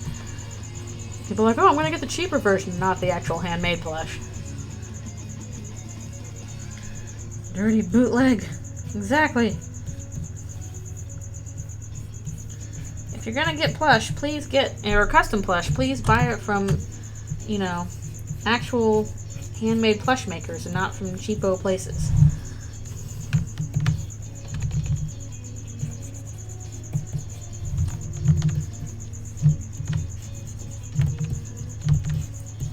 Even if you gotta wait a while, it's worth it. I'm not sure what the market is for handmade plush clothes. I guess the problem is you'd have to have like a unified, you know, pattern to work off of for clothes. Oh yeah, new episode of The Amazing Digital Circus. That's coming up soon. Good grief, what is going on with time? What is going on with it? Okay, we've done this. Let's do a little bit more shading. Oh, wow, handmade figurines would be very cool. I wonder what those are usually made out of, like plasticine, resin? What do you use for handmade figurines? Although I do have a figurine that my friend Reb made for me of Phoebus from Skybox. And it's really nice. It's like got little bendable wings, and the fluff and feathers on it are made of like real fluff and you know, felt feathers and all this kind of stuff. It's really cool. I really like it. And that's my one little piece of Skybox merch is little Phoebus figurine. It's really nice. Okay, let's see if we can't do a little bit more here. Right, this is already looking better than last time.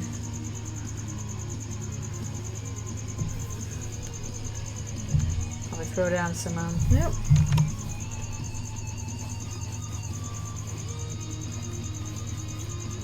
Throw down some overlay layers as well. Oh, mouse plushie. I know, I know. It's nice to make homemade stuff for your friends. It's cool.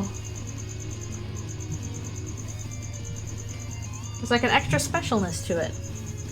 You're like, this is, nobody else has this, it's just for me and it's from my friend.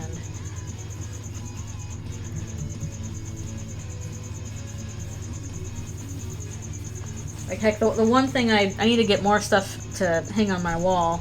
Like the one thing I have mounted on my wall so far is when I worked on the My Little Pony movie, two of the artists that were on the story team made a really big digital painting of the entire story team as ponies. Although I'm a griffin in it because I asked for that. And we all got it signed, and there's only like, you know, 16 prints or so because it's just for the team. And I got it all framed and it's on my wall. It was just a nice reminder of that particular project we all worked on.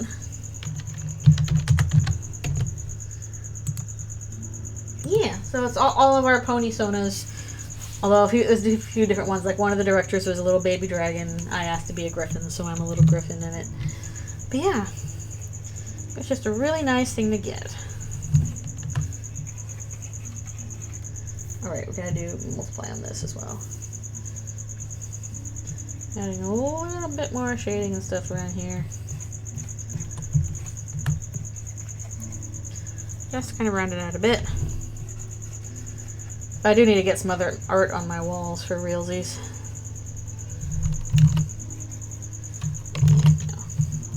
I'm going to do the glow from her stuff as well. Okay, let's actually, I wonder if I should do the overlay layer now or after the line work. I'm not sure. I guess we can always give it a shot now and see how it goes.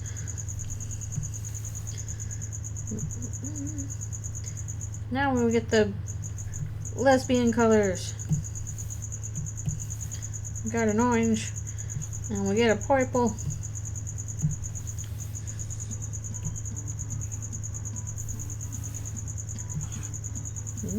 Bit too bright. Turn that down. There we go. Brighten it up. Alright, now let's attempt this attempting. Why did I type in this text? That's not correct. Yeah, looks a little better with that on.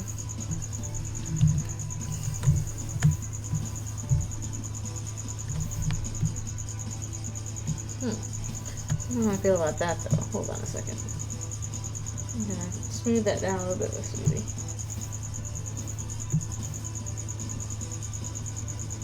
Looks a little bit odd.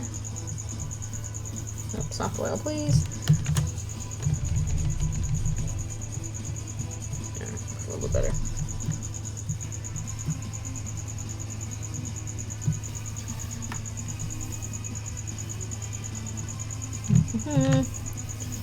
How dark is this color?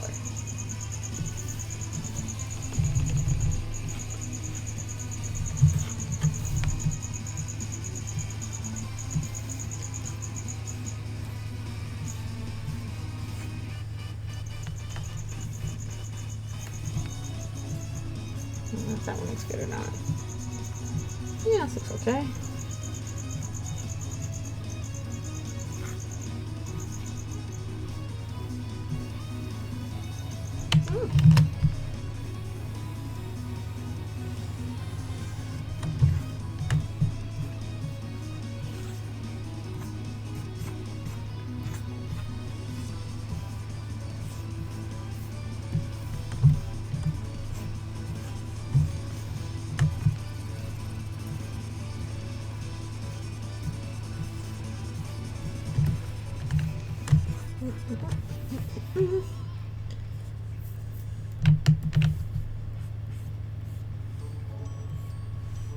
Oh yay, appropriate song. Appropriate song for appropriate mood.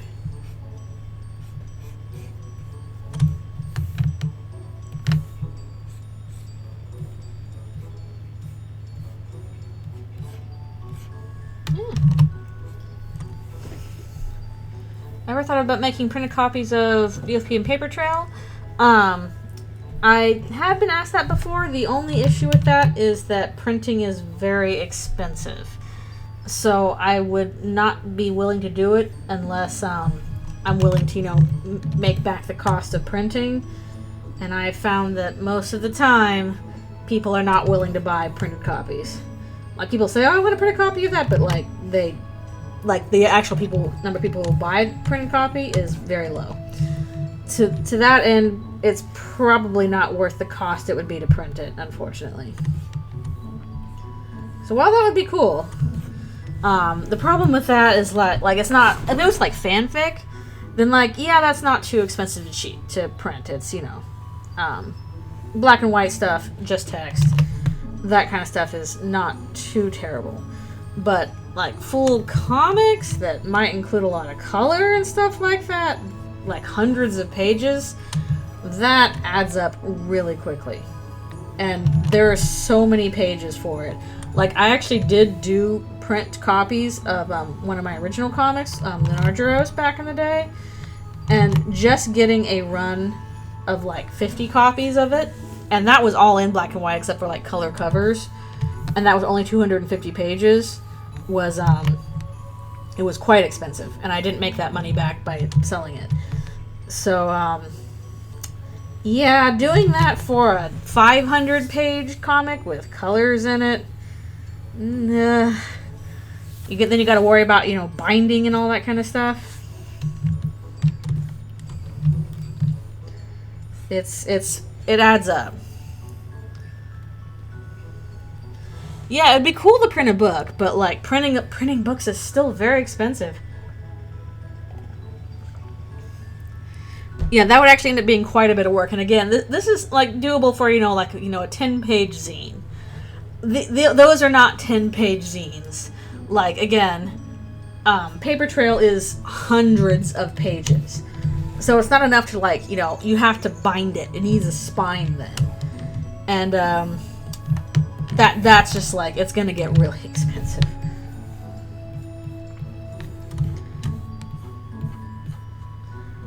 Unfortunately. Yeah, it would easily go into the thousands of dollars. I'll say that much.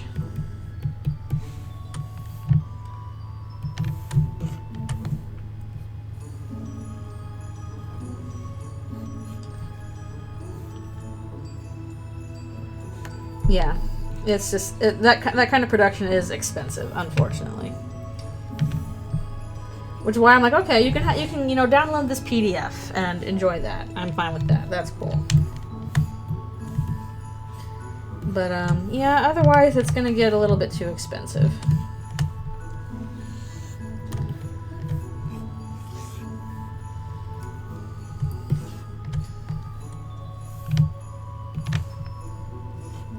Which is too bad. There are better options nowadays, obviously. Like, some people can, again, self-print stuff. And I have printed some things on demand to sell at conventions. Like, again, but usually those are like very short, 10-page little zines that are not too terrible to do a little short run of. But once you start getting into hundreds of color pages, you're in trouble, basically.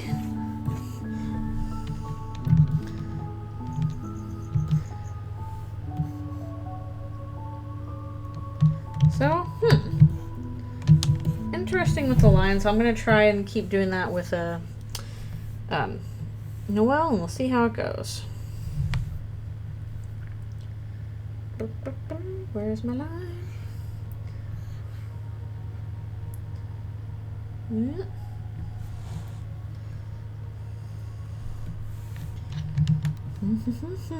Let's see. Probably be a little easier to do this with this because Susie has mostly dark colors on her.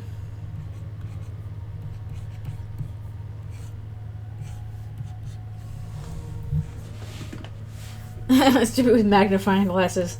That sounds obnoxious. I would hate that. What are you yelling at me for, computer? I'm doing everything fine.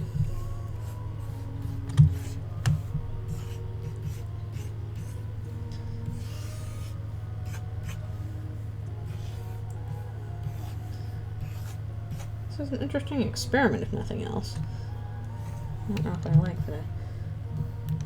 this one or not, but I'll try it.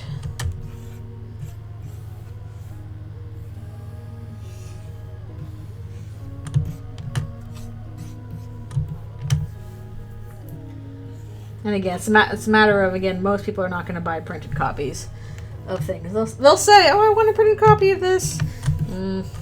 Not really.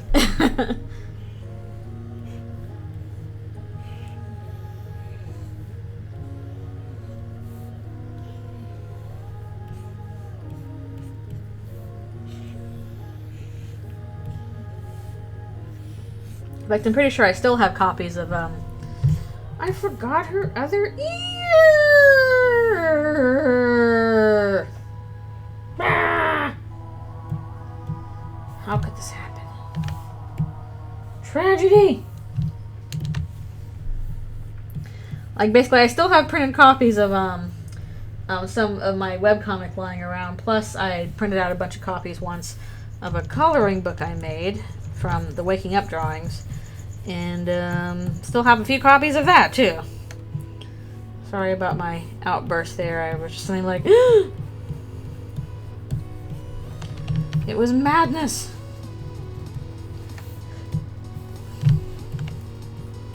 Utter madness.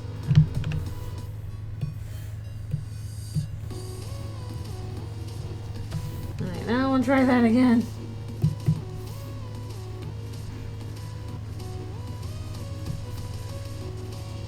I got the ear installed. Everything's okay.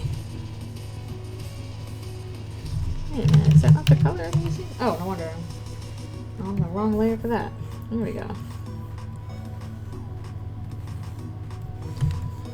I have to get the ear in there.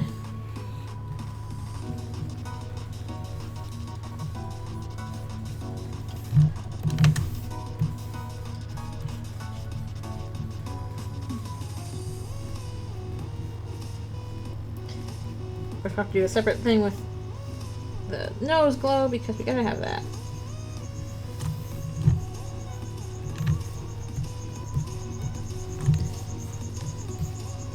Kiss. And then they kissed.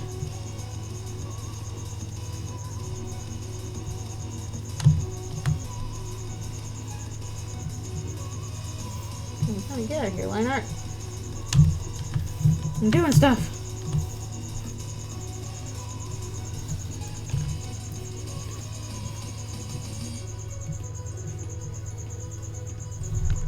Hopefully that looks okay. Yeah. Yeah.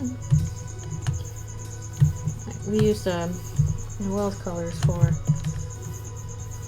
Susie stuff, so we gotta go back up for that. Please, help me.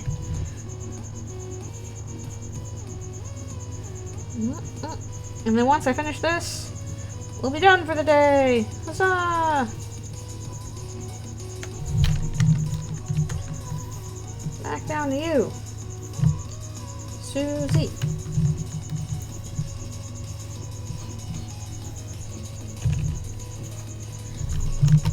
And I get to work making some dinner, and then also hopefully making more progress on the next Eldritchrune, which will be mostly dialogue and a lot of backgrounds.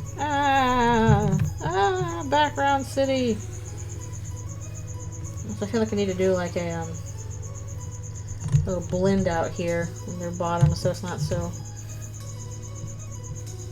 stark like that.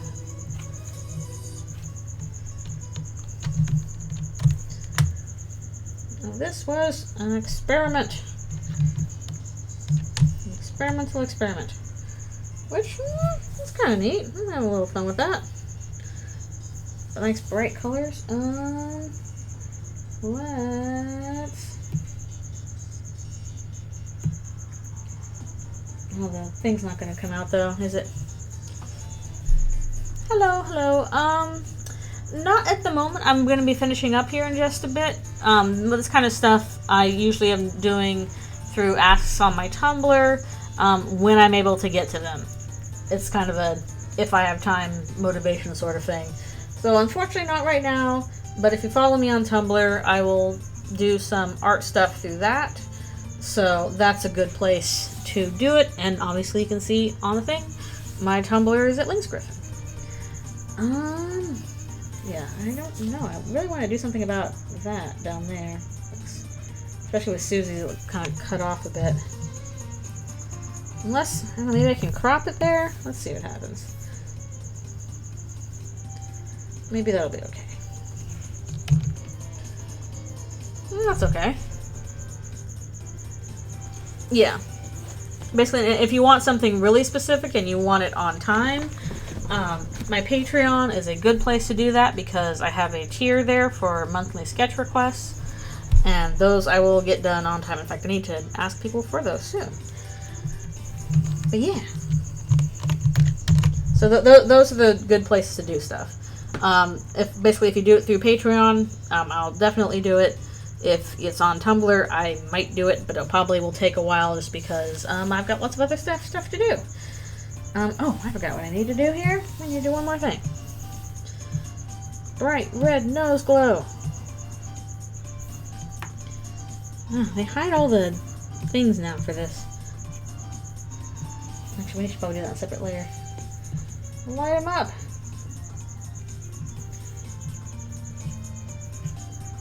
No, not quite that bright. There we go. I know. Again, that'll be coming to you soon. That is coming to you soon. Really, really soon. But, like, the Patreon ones I usually all do at around the same time. Okay. I think I'm happy with this. Better than it was the first go around. And a little experimenting. Yeah, with yours, NGI just because I was doing it kind of on a separate basis from the usual sketches. Been 3 hours, that time flies. I'm happy time flew by for you. But yeah, I finally did a Suzelle kiss. I'm gonna trim it a little bit more. I'll just get rid of some of this. Get rid of some of this dead space around the edges. There we go, it's a little better. Get rid of that.